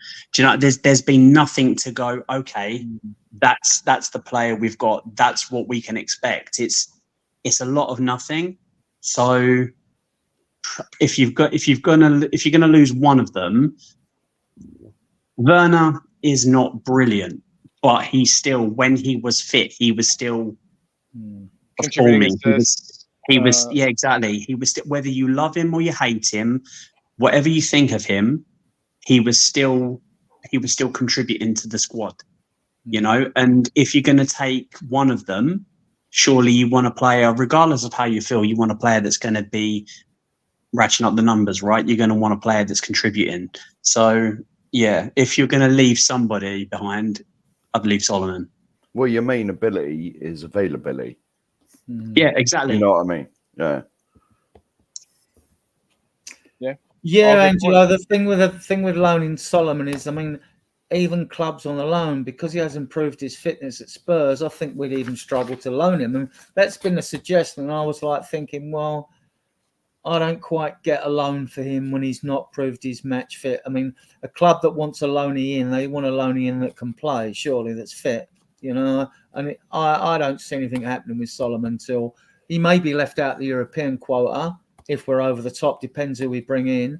But I don't see Solomon going anywhere until January, and who knows, if he gets time in the Europa League, he may show us something that we want to see, and we might want to keep him. Although, you know, as another option, because I think he's another player that could theoretically play across the front three, like I think he has in the past played those other positions. So yeah. Hard to say. As everyone who knows, who isn't bored to death and hasn't felt the life force drain out of them because of this transfer window we've been involved in, and we're approaching, well, Monday we start our first game, and Saturday the Premier League starts in earnest. But we have been linked today. Yeah, Friday. We have been linked today and yesterday, like with a couple of players. I get why, but I also don't get why. I mean, do you think, I'm going to ask you on two players, do you think there's any truth in the rumour that we are interested in Locatelli at Juventus, defensive midfielder? And do you think we're linked with, I think, even less likely than Locatelli, Vanderson at Monaco, the 23-year-old Brazilian right back? My thinking on that is, well, if Spencer's staying, get a left back because we need a left back more. Mark, I'll come to you first this time. Yeah. Yeah. Well, Locatelli first. What's your thoughts on this rumor? I'll bring him in. Yes. Oh, you'd bring him in, yeah. But do you Bring think him in immediately? Yeah. Because he's not fancied by the latest manager at Juve. But what have I said? What have I said on all these shows? We need a number 6, a good one. Someone who half the fan base has said we need a number 6. Who can control the midfield, so we don't get overrun all the time. I've said this and said this because there's too many games where we just get overrun. We haven't got no one who can control it, like slow it down, speed it up, play at their pace. You know, we've got nobody like that because all our midfielders are more or less the same. You know, when you take like Bentancur, Sarr, you know, even Bissouma to a certain extent, they're all the same. They all do the same thing. You know, so we need someone in the middle. We need someone in the middle. We'll talk Locatelli first, then we'll come to Vanderson. So, right, so you'd like to get him in, yeah? Well, I get the reasoning. It makes no sense of reason. Colin, your take on Locatelli? Be a great player. You know, everyone's saying we need another midfielder in. He's a player that can kind of dictate tempo, like Mark was saying. I think he'd be a good signing. I don't know if he's how physical of a player he is or how strong of a player he is. That's just my own not knowing enough about the player. But yeah, I mean, bring him on. He's highly rated, still youngish, you know, young enough, could come and do a job. I'd say bring him in, especially if, you know, the rumors of maybe Skip leaving are true. You know, we don't want to leave ourselves light in the midfield, and he'd be another option, another type of player. I don't think we have that type of player in the squad right now. So, yeah, it'd be great. I think it'd be awesome if we brought him in. I don't know if it will, but, you know, with our Italian connections and the chef cooking that is Paratici, maybe we could get that done. Isn't the fee reported is pretty low, right? It's like 20, I want to say 20 or 30. Yeah, I mean, if he's available for that, get him. I know he's no Andre Pirlo, but still good player. He is a 6 or a cam, though. He's a 6 or a cam. AJ, your take on Locatelli? You want him? I've been since 2/3 of the way through the season. I've been saying that what the system misses if we're playing that way is, instead of playing with 2 8s, we need a 6. We need a player that is going to do the dirty work and sit and offer protection to your 2 centre halves, because it's needed. It's desperately needed if we're playing the way we're playing. So you need a decent, reliable 6. Is Locatelli the right man for the job? He's a very good player, but he's the best ability is availability, right? And for the past 3 seasons, he's played 40 plus games. So he's available, right? So he's available. He's going to be there. He's going to do the job. I think I was looking at some numbers over the course of, I made some quick notes. Over the course of the season, I think he's got an 85% pass completion rate. He makes an average of 2 tackles a game. Funnily enough, though, that's only the 55th when compared against like his peers. That's only in the 55th percentile. In interceptions is lower than that as well. So it's actually, he's for a defensive midfielder, his stats don't make him look as good as you would hope he is in that position, but he is available. And if all he's got to do is be there and hold up play, cut off passing lanes, buy his team time to get back, if he's available for 20 million or 20 million pounds or 20 million euros, if he fits what the recruitment team think we need, if they all their metrics, all their data-driven performance, if he fits what we need, get him in. I mean, I was thinking that no. I think this is because this is the week leading up to the start of the Premiership, and I expect more BS to be reported in social media about even more rumours, you know. But with the Bissouma incident, you know, the switch around. But the one I really wanted, who's got a bit more bite than Locatelli, although he's a cam and all that. He would still help us. He would still be a good player for us. Ederson. Ederson would be my pick. Even Frattesi at Juve, he's box to box. He's sort of like what Ange would go for. And I don't watch too many players, but I do go and take a sneak preview at the videos of them even if is a left field suggestion, we might be interested in a player. So yeah. Oh, good evening. Good evening, David Shear. Right. David, what's up, buddy? Hope you're well, my friend friend. of the show. He's a good friend of the show. Big up, Cobber. Big up, David. Good person. All right, then we'll see if this gains traction and gravitas, this story, because there'll be a few. I'm still expecting us to get a couple of players. I'll stay with you, AJ. The talk about bringing in Vanderson from Monaco, the 20th Brazilian left back. He's a right-footed doggy, in my opinion. What I've seen of this guy, good player, but it's the Spence situation that's got me umming and ahhing over this. Yeah, this is what I was saying. I forget whose stream I was on, but I don't like shoehorning players into position, right? If it's natural for them, if they can do it, great. But why are you trying to, for instance, Spence? Spence is I like him going forwards. Defensively, he's a little bit sus, but he can work on that. But going forwards, he offers something. He's very dynamic. Why detract from his game and shoehorn him into a left back position instead of that's the position we need to improve on? Let's get a left back. If you're going to keep Spence, you don't need Vanderson. If you're going to take Spence and mould him into a left back and cover that, which I think is silly, then Vanderson isn't a bad shout. He's young, he's pacey. His numbers he's in the 83rd percentile of blocks. He's 97th percentile in interceptions and 96th in tackling. So he's very good as a front-footed fullback. He's very good.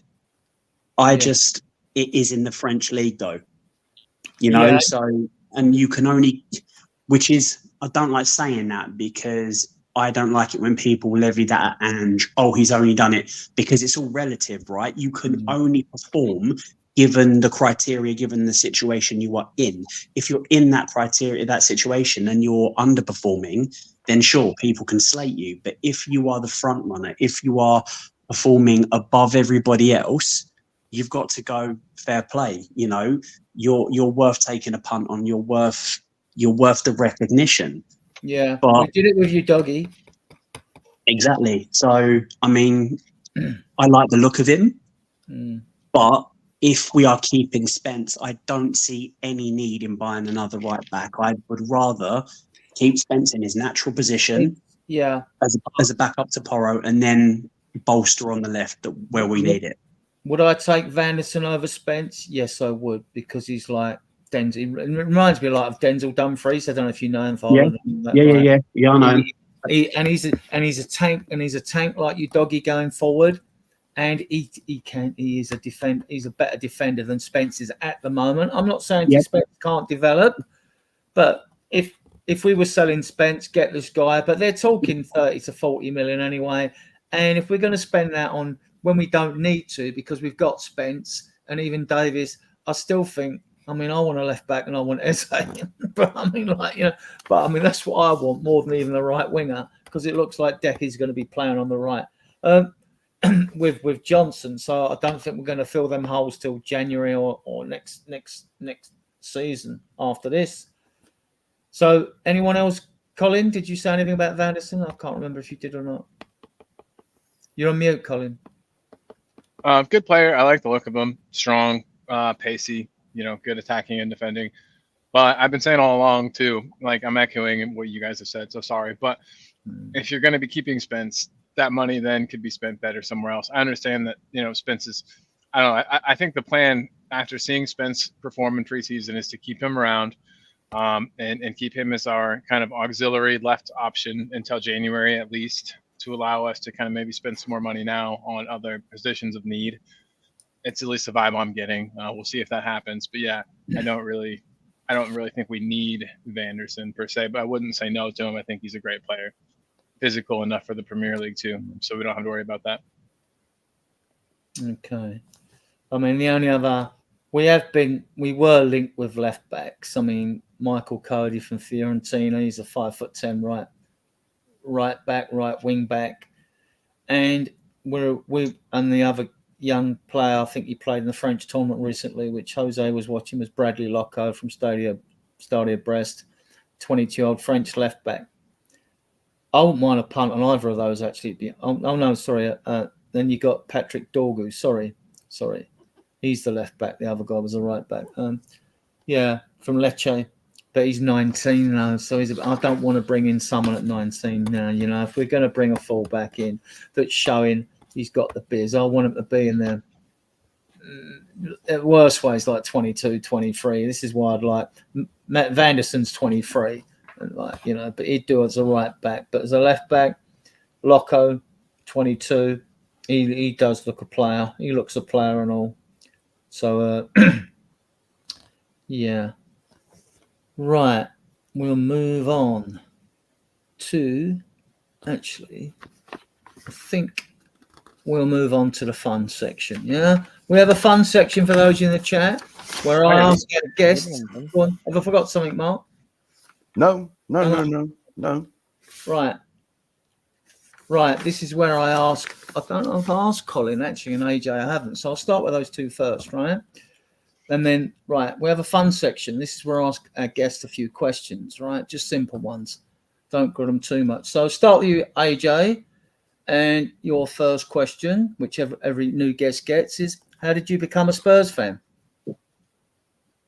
I've supported Spurs since I can remember. It's a family thing. My mum is just a mad Spurs fan, and I just grew up watching the games and having her talk about how attractive certain players are. Oh, any lovely, any delicious, any. Oh, look at him! Like obviously, he's got nice legs. Yeah, I've said that. Yeah. I didn't share the sentiment, obviously, but it just happened. It's just something I was born into. If she'd have been a fan of another team, would have happened that, it would have happened with that team. But as I got older and I just started watching and understanding the game, I just loved the way we play. I just loved the passion that comes with we're the nearly team, with the nearly boys, aren't we? We're the underdogs. We're the almost. We get to that point where we're almost. All we've got to do is grab that brass ring, and it's just always out of reach. And one day it will happen for us. One day we will get over the finish line. One day we will become a successful trophy-winning club. And we never used to be like that, man. We never used to be like that. All of us will be like, it was worth it. It's all been worth it. But yeah, that's how I became a Spurs fan. I didn't really have a choice, but I do now, and I'm Spurs fan through. It is funny. It is funny how all of us, more or less, everyone it's a family thing. Virtually everyone has said, "Oh, it's family. I had no choice." Your second question, AJ, because you'll be asked this again. These questions, well, you won't be asked how you become a Spurs fan again, but the next three, everyone gets asked every time they come on, so they should prepare themselves. I mean, I've even sent Mark a link to the Spurs Nostalgia video channel, so they can look stuff up for goals and games up to come up with stuff, right? So, and it's a good little education process for you in the chat as well. Right, AJ, your second question, name a favourite Spurs player. Only one, and you'll be asked the next time you're on as well. There are literally so many to choose from. All we got to do is pick one. For me, I'll go recent, and it's got to be Ledley King. What that man could have been if he hadn't have had the issues. For me, still the best centre half that the country had at the time he was playing, even with his injury, even not being able to train and only swim. Imagine how good that man would have been. And he played for the badge. It meant something to him. Not like the Judas that toddled off down the road. He was proud to be a Spur. And for me, Ledley King, I'll always hold him in such high regard. Right. Choose a particular Spurs victory. Any league game. It could be a cup final, but any league game.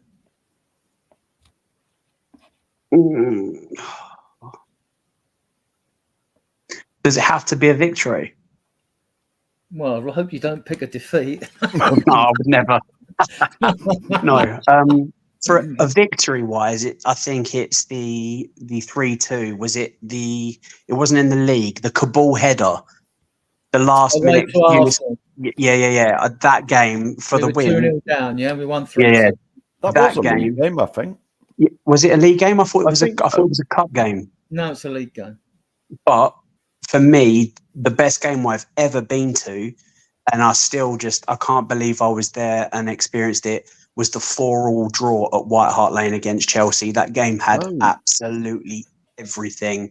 The crowd was only one. Save that one for another time. Then you pick the one at Arsenal. Okay, right now, your last question: a special Spurs goal. Any goal from any game. Oh my God. Colin's looking his answers up on the internet. Yeah. I just want to make sure I don't say anything dumb, but I am a little bit. Go on, no, it's good fun. For me, I will say that Kabul header that sunk Arsenal. Fine, that's okay. Colin, how did you become a Spurs fan? Interesting. It was an interesting one, different than a lot of other people. You were saying, it was like a family thing for most people. Totally makes sense. A geographical thing. With me, call it soccer here.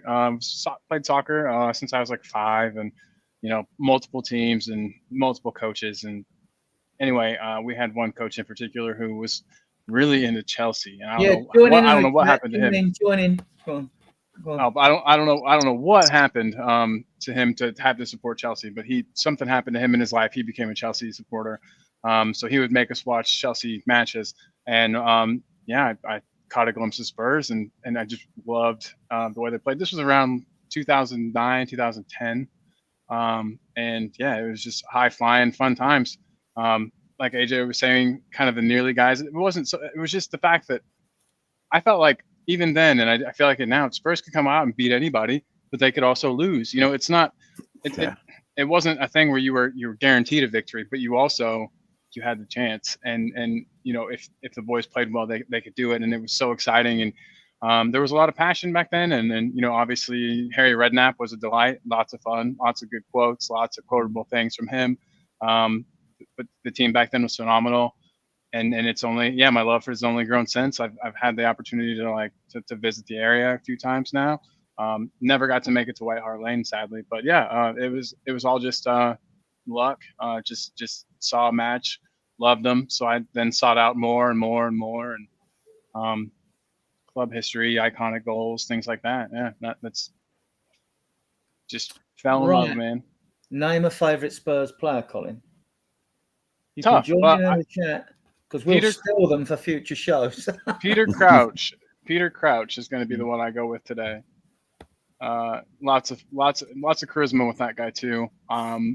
Scored some crackers of goals, and his celebrations were funny. Love Peter Crouch. The robot. Yes, exactly. And I was trying to do it. You're good, almost as good as he does it. So that's you know what I mean. Right. Choose a particular Spurs victory. I was trying to figure it out. So the we played Arsenal, and it was the one where Dele saved the ball from going out of touch. Plays it like a back heel, I think, to Kane, who then shot at that really acute angle, and it went in off the post, and then ripped his mask off and slid. Yeah. I was looking. That's what I was trying to look up. I can't remember what game that was, but that's probably. I think we won. Jeez. That was at Wembley, wasn't it? When we was playing. No. The Dele Alli back hill was at White Hart Lane. Okay. Yeah. Well, I got to remember what year that is. We won 2-1, 2-1, or. That sounds we right. certainly won. Yeah. Okay. Well, that I was was at that game, David Clark, when Greaves did that.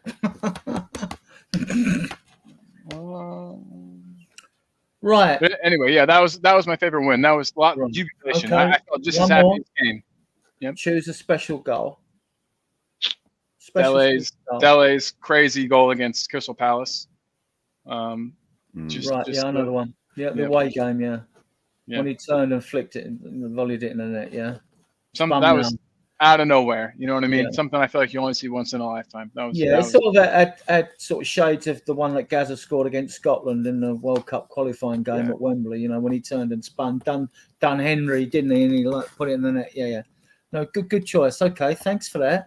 We do this every week in the chat. In case you don't know, it's just a bit of fun to finish with, and we get our guests, if they've been on before, to pick different games, goals, players. Okay, so right now we got to come down to Mark. Mark, we know how you become a Spurs fan. Yeah. And now you've got to name a favourite player, and it can't be Gary Mabbott again, all right?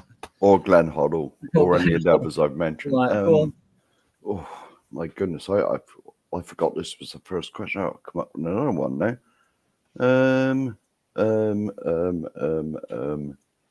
Come on. David Ginola.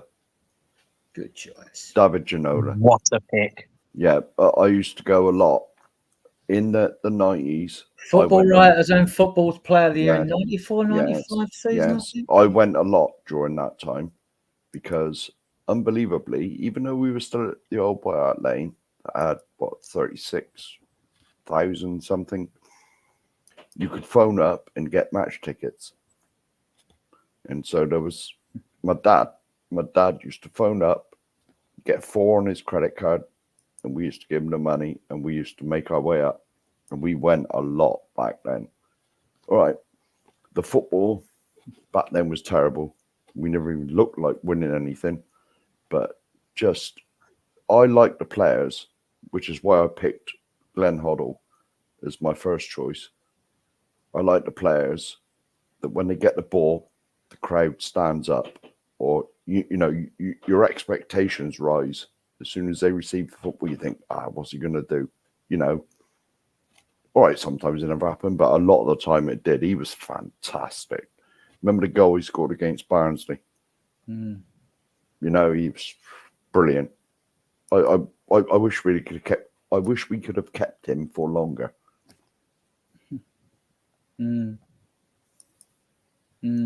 So that was right. Choose a particular Spurs victory.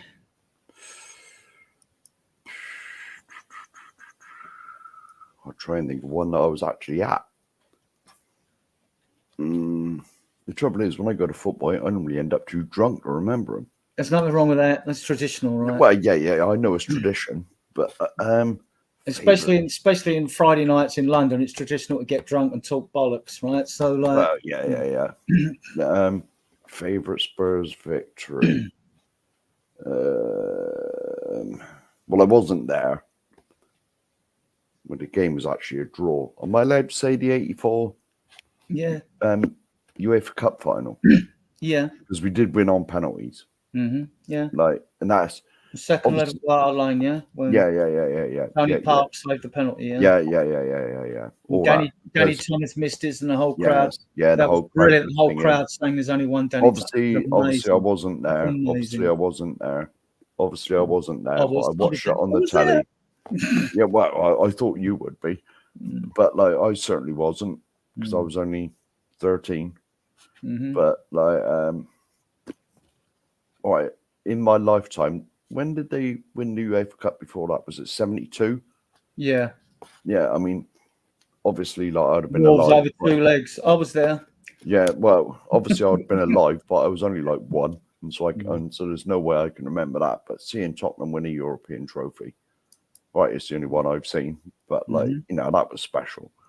That was special. It's special. Well, you had to feel sorry for Steve Perryman as well because he was suspended, wasn't he, for the second leg, and Graham Roberts lifted it.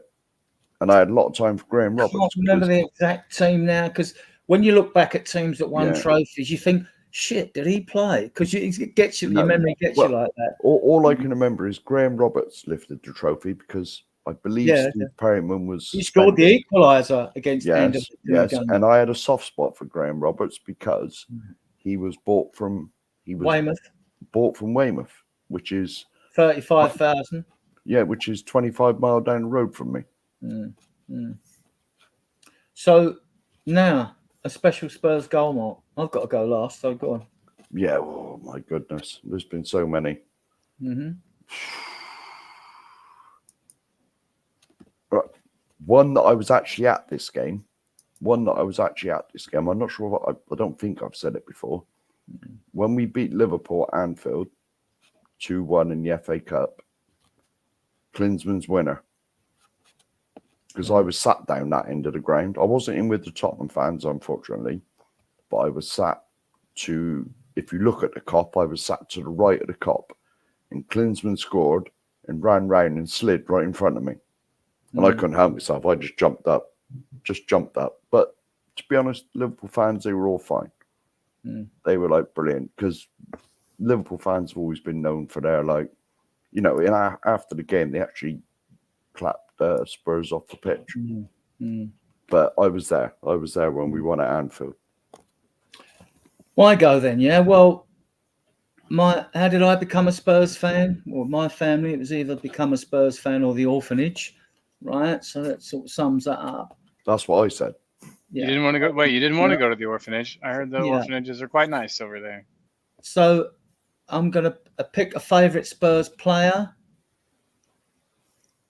I'm gonna pick. I've got quite a few on my list here.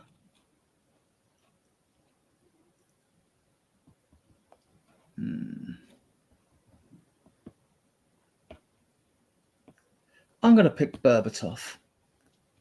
And he was everything striker. In the like 50s or something, you know. No, I did. And I just thought, no, I'll go a bit more modern with Berbatov. Just because for a forward, I don't think I've ever seen a forward. I've seen world-class players at Spurs and all that. But someone that oozes so much class for a forward, you know, with his skill set and all that. So I'm going to pick him for that. Pick a particular Spurs victory. I'm going to have to get the tune out for this. I'm going to pick. I'm going to pick the 1982-83 home game against Arsenal. Now I've got a playlist now because this is a rule in our chat, guys. Arsenal get battered everywhere they go. Arsenal get battered everywhere they go. Everywhere they go. Arsenal get battered everywhere they go. Arsenal get battered everywhere they go. Everywhere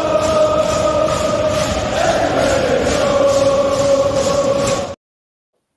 That gets played when people mention Arsenal in this chat. We got one for Chelsea and West Ham as well, so don't feel left out. Right? Now, the reason I'm picking the 82-83 home game is because we beat them 5-0, right? Chris Hughton scored 2 goals. Mark Falco scored 2 goals. And Alan Brazil scored his first ever goal for Spurs, right? So, and if I was, right, where's my on my list here? So if I've got to select a special goal, I'm going to pick one from that game. It's the Mark Falco who scored 2. He was a handful, Falco, very underrated. And he scored 1 goal, which was like a volley on the edge of the box. It just smashed the back of the net. You can go and watch this game on YouTube if you put Spurs 5, Arsenal 0, the 82-83 season, watch the highlights. I mean, there's nothing more enjoyable than watching us beat them lot down the road, right? So that would be mine. Now, I've got to get a pen out for this. The last bit of fun we have on here, guys. Oh, yeah. Is my bit, which is called one of my favourite bits. Ellie loves this. It's called Spurs Empty Trophy Cabinet.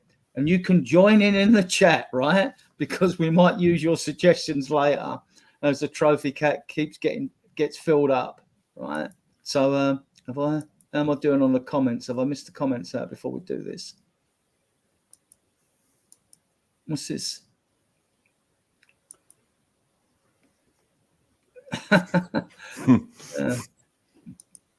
Yeah, I'll just go down the chat first. Yeah. Right. What our guests have to do. Can I just say Phil Coy's, if you go up a couple, Phil Coy's, I mentioned that one a couple of shows ago. Oh yeah, that was the one where he got Oh, yeah, the okay. famous I assist, mentioned that one. the Tom It's my Carroll favourite assist, goal. right? Right. Yeah. Because after the show, guys, we want you all to go across. I mean, we're very close to like Colin's chat, Talk and Ball, and Eltel Cockerel. And after this show, I'll be shooting over because I think he will have. Is he froze? I think so. Yeah. Yeah, he's frozen. Am I frozen? I mean? Well, you froze for about 5 seconds, but Oh, did I? Okay. Eltel starts at 10 Right. past 10. I So think. basically, AJ, you still with us? We haven't heard you for a little while. AJ, you there? He might have muted himself. No, he's probably still here. He might have gone. I'm No, his still- mic's on. His mic's not off. He might have Oh. disappeared. All right. We'll start with you, Colin, right? I'm Now, still here, buddy. I'm Right, still here. The trouble call. Let me give you an idea of what this is the last part of the show for all of you, right? You've all got to pick someone right now. Spurs Anthony Trophy Cabinet. Now, what we do when we have time to do this on shows, if they don't overrun, we do this, right? So what you have to do, everyone has to pick a sports personality, celebrity, footballer, commentator, pundit, and in the know, anyone like that you don't like, and they go in the Spurs empty trophy cabinet. It can be a thing as well, can't it? It can be a thing. You can It put a hasn't got to thing be in. If you don't like cornflakes, they can go in there. You know what I mean? Like, or it could be a useless gadget that you think is useless in society, right? So I'll give you an idea of what we've got. We've got so far, we've got Jason Cundy. That was me because he's a dick, right? Referee Damir Scamina. He gave the handball decision against Sissoko in the Champions League final. We've got Anthony Rudiger. Brad put him in there, didn't he? Brad Matthews didn't like him. The offside decision against Vertonghen when he scored when he took the ball from inside a half and Spurs versus Sunderland. I'm sure you remember that. Matty Cash for the Bentancur tackle. He's in there. We've got gift vouchers. I put gift vouchers in there because gift vouchers, right? You take perfectly good money you can spend anywhere on the planet. You buy a gift voucher, you can only spend it in one place, and it's usually Boots the Chemist, right? So then we move on to back tackle vouchers. Paul Merson, Spurs bias, he's in there for. Mark Clattenburg for disallowing Pedro Mendes' goal at Man United. I put that one in there. You put that in there. We got Strange. We got Daniel Levy in there. I put him in there. That was the first show I put him in there. We got Darren Bent in there. Those of you who listen to Talk Shite Radio know why, or Sly Sports. We got Piers Morgan in there. You'll know why. Sol Campbell's in there. You'll know why.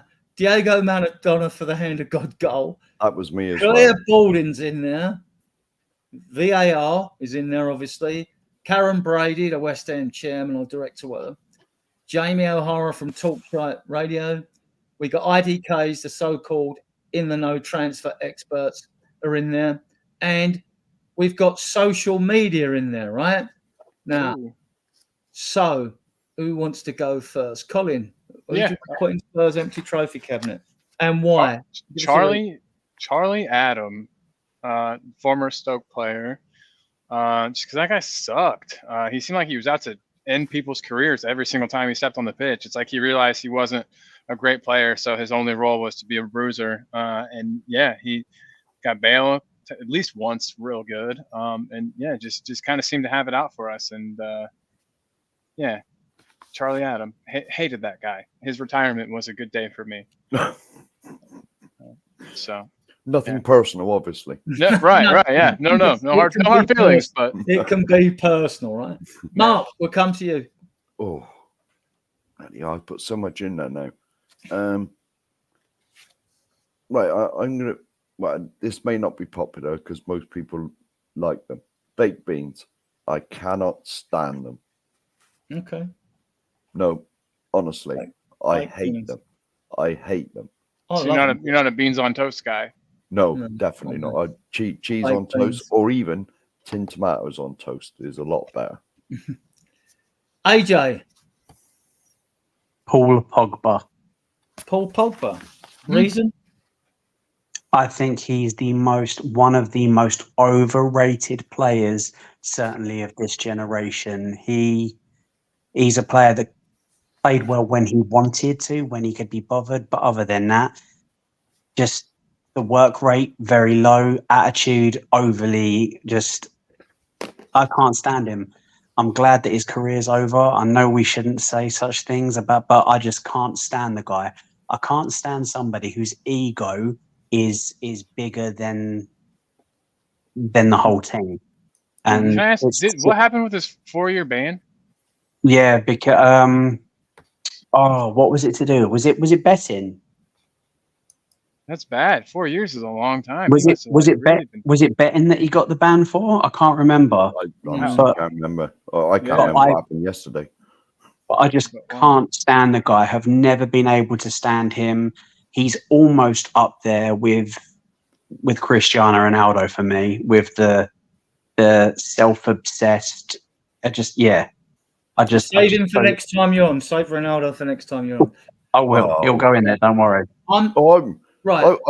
I was going to steal him for the next show. Whoever gets in first or in the chat next time, right? Because as the empty trophy cabinet gets fuller and fuller, it's going to get harder and harder to pick people. But we like them if they're more amusing. I'm going to pick Graham Souness.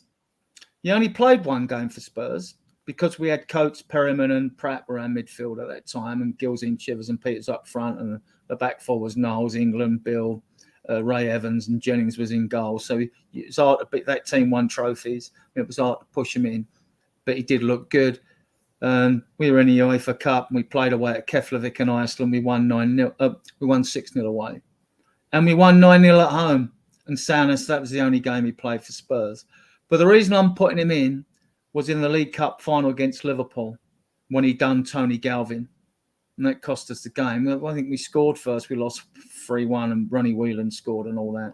And Souness done Galvin. And it knocked him, because in those days you could put them sort of heavy tackles in. Was that the first game we actually lost at Wembley? Because it was the Milk Cup. Yeah, because we hadn't lost at Wembley till about 83. Mm-hmm. Something like that. That was the first game we ever lost at Wembley. Mm. Right, I need to go through the chat now, the rest of you, before I meet these guys in the back room and I'll play you out with a fantastic bit of music that you'll all love. I'm just going through down here. I think that's all of you now. And the brand, right, I'll meet you guys in the back room, ask you for your thoughts and all that. But let's see what I've got here. No, where are we? I've had to download all these as they've gone because of have I downloaded this? Oh, right, yeah. Right, I'm going to play you out with this, guys. You'll love it. It was when we beat. Just 1 minute. Sorry, I've got to thank everyone. Sorry, Let me thank everyone in the chat. Thank you for coming on. I'm new to this. I was just about to say that. Thank you for all. I want to thank all our guests. Thank the guests for coming on. They will all be invited back again. They've all contributed well to the show. I mean, as you realise, guys, we are a very discerning Spurs show. We like a bit of fun as well at the end and all that, but we are a bit serious. We're a discerning podcast. We're very fact-based. We like to bring you facts and details. We don't like to waffle on about other things, but every podcast has got its good points. They've all got a different tone, and this is just the way we've chosen to go with ours. To be like a mature and sensible podcast. Why did you invite me on then? Well, that is why. People have asked me why, actually. Well, yeah. They've been like, "Hey, I just want to talk to you about that Mark guy. He's no good. He's always get you in trouble." Yeah. If you could please give the show a like, and a comment, which helps us, that would be great. And a thumbs up, that would be great, guys. Much appreciated to you all. We are new. We've only been going nearly a couple of months, but we're doing well. We're picking up a lot of people, so people obviously like what we're about, which is good, which makes it all worthwhile for us. There's 4 admins. There's me, Queen Ellie, played for Spurs. She's a Spurs ambassador, Spurs ladies. And we've got EMF Shaggy, who you'll have seen him in other things. And we've got Chang, who's in Malaysia as well. And we've got 4 mods. We've got Mark Cousins here. We've got Soren Krebs. We've got Ash in India at the moment. She's working out there. And we've got Chris Peters, who's a good friend of the show, and I've met up with him at games at Spurs as well. So we've got a very good team here, and we hope to keep bringing you good content. Yeah. So thanks for all you coming in. There's 30 in the chat now. We were over that earlier, which is still good for a Tuesday anyway. And yeah, we're all looking forward to the season and getting them. I'll be glad when this transfer window's done and dusted, to be honest with you, because so much BS, right? So, and with that, before I meet these guys in the back, I'll play you out with Come on, this. you Spurs.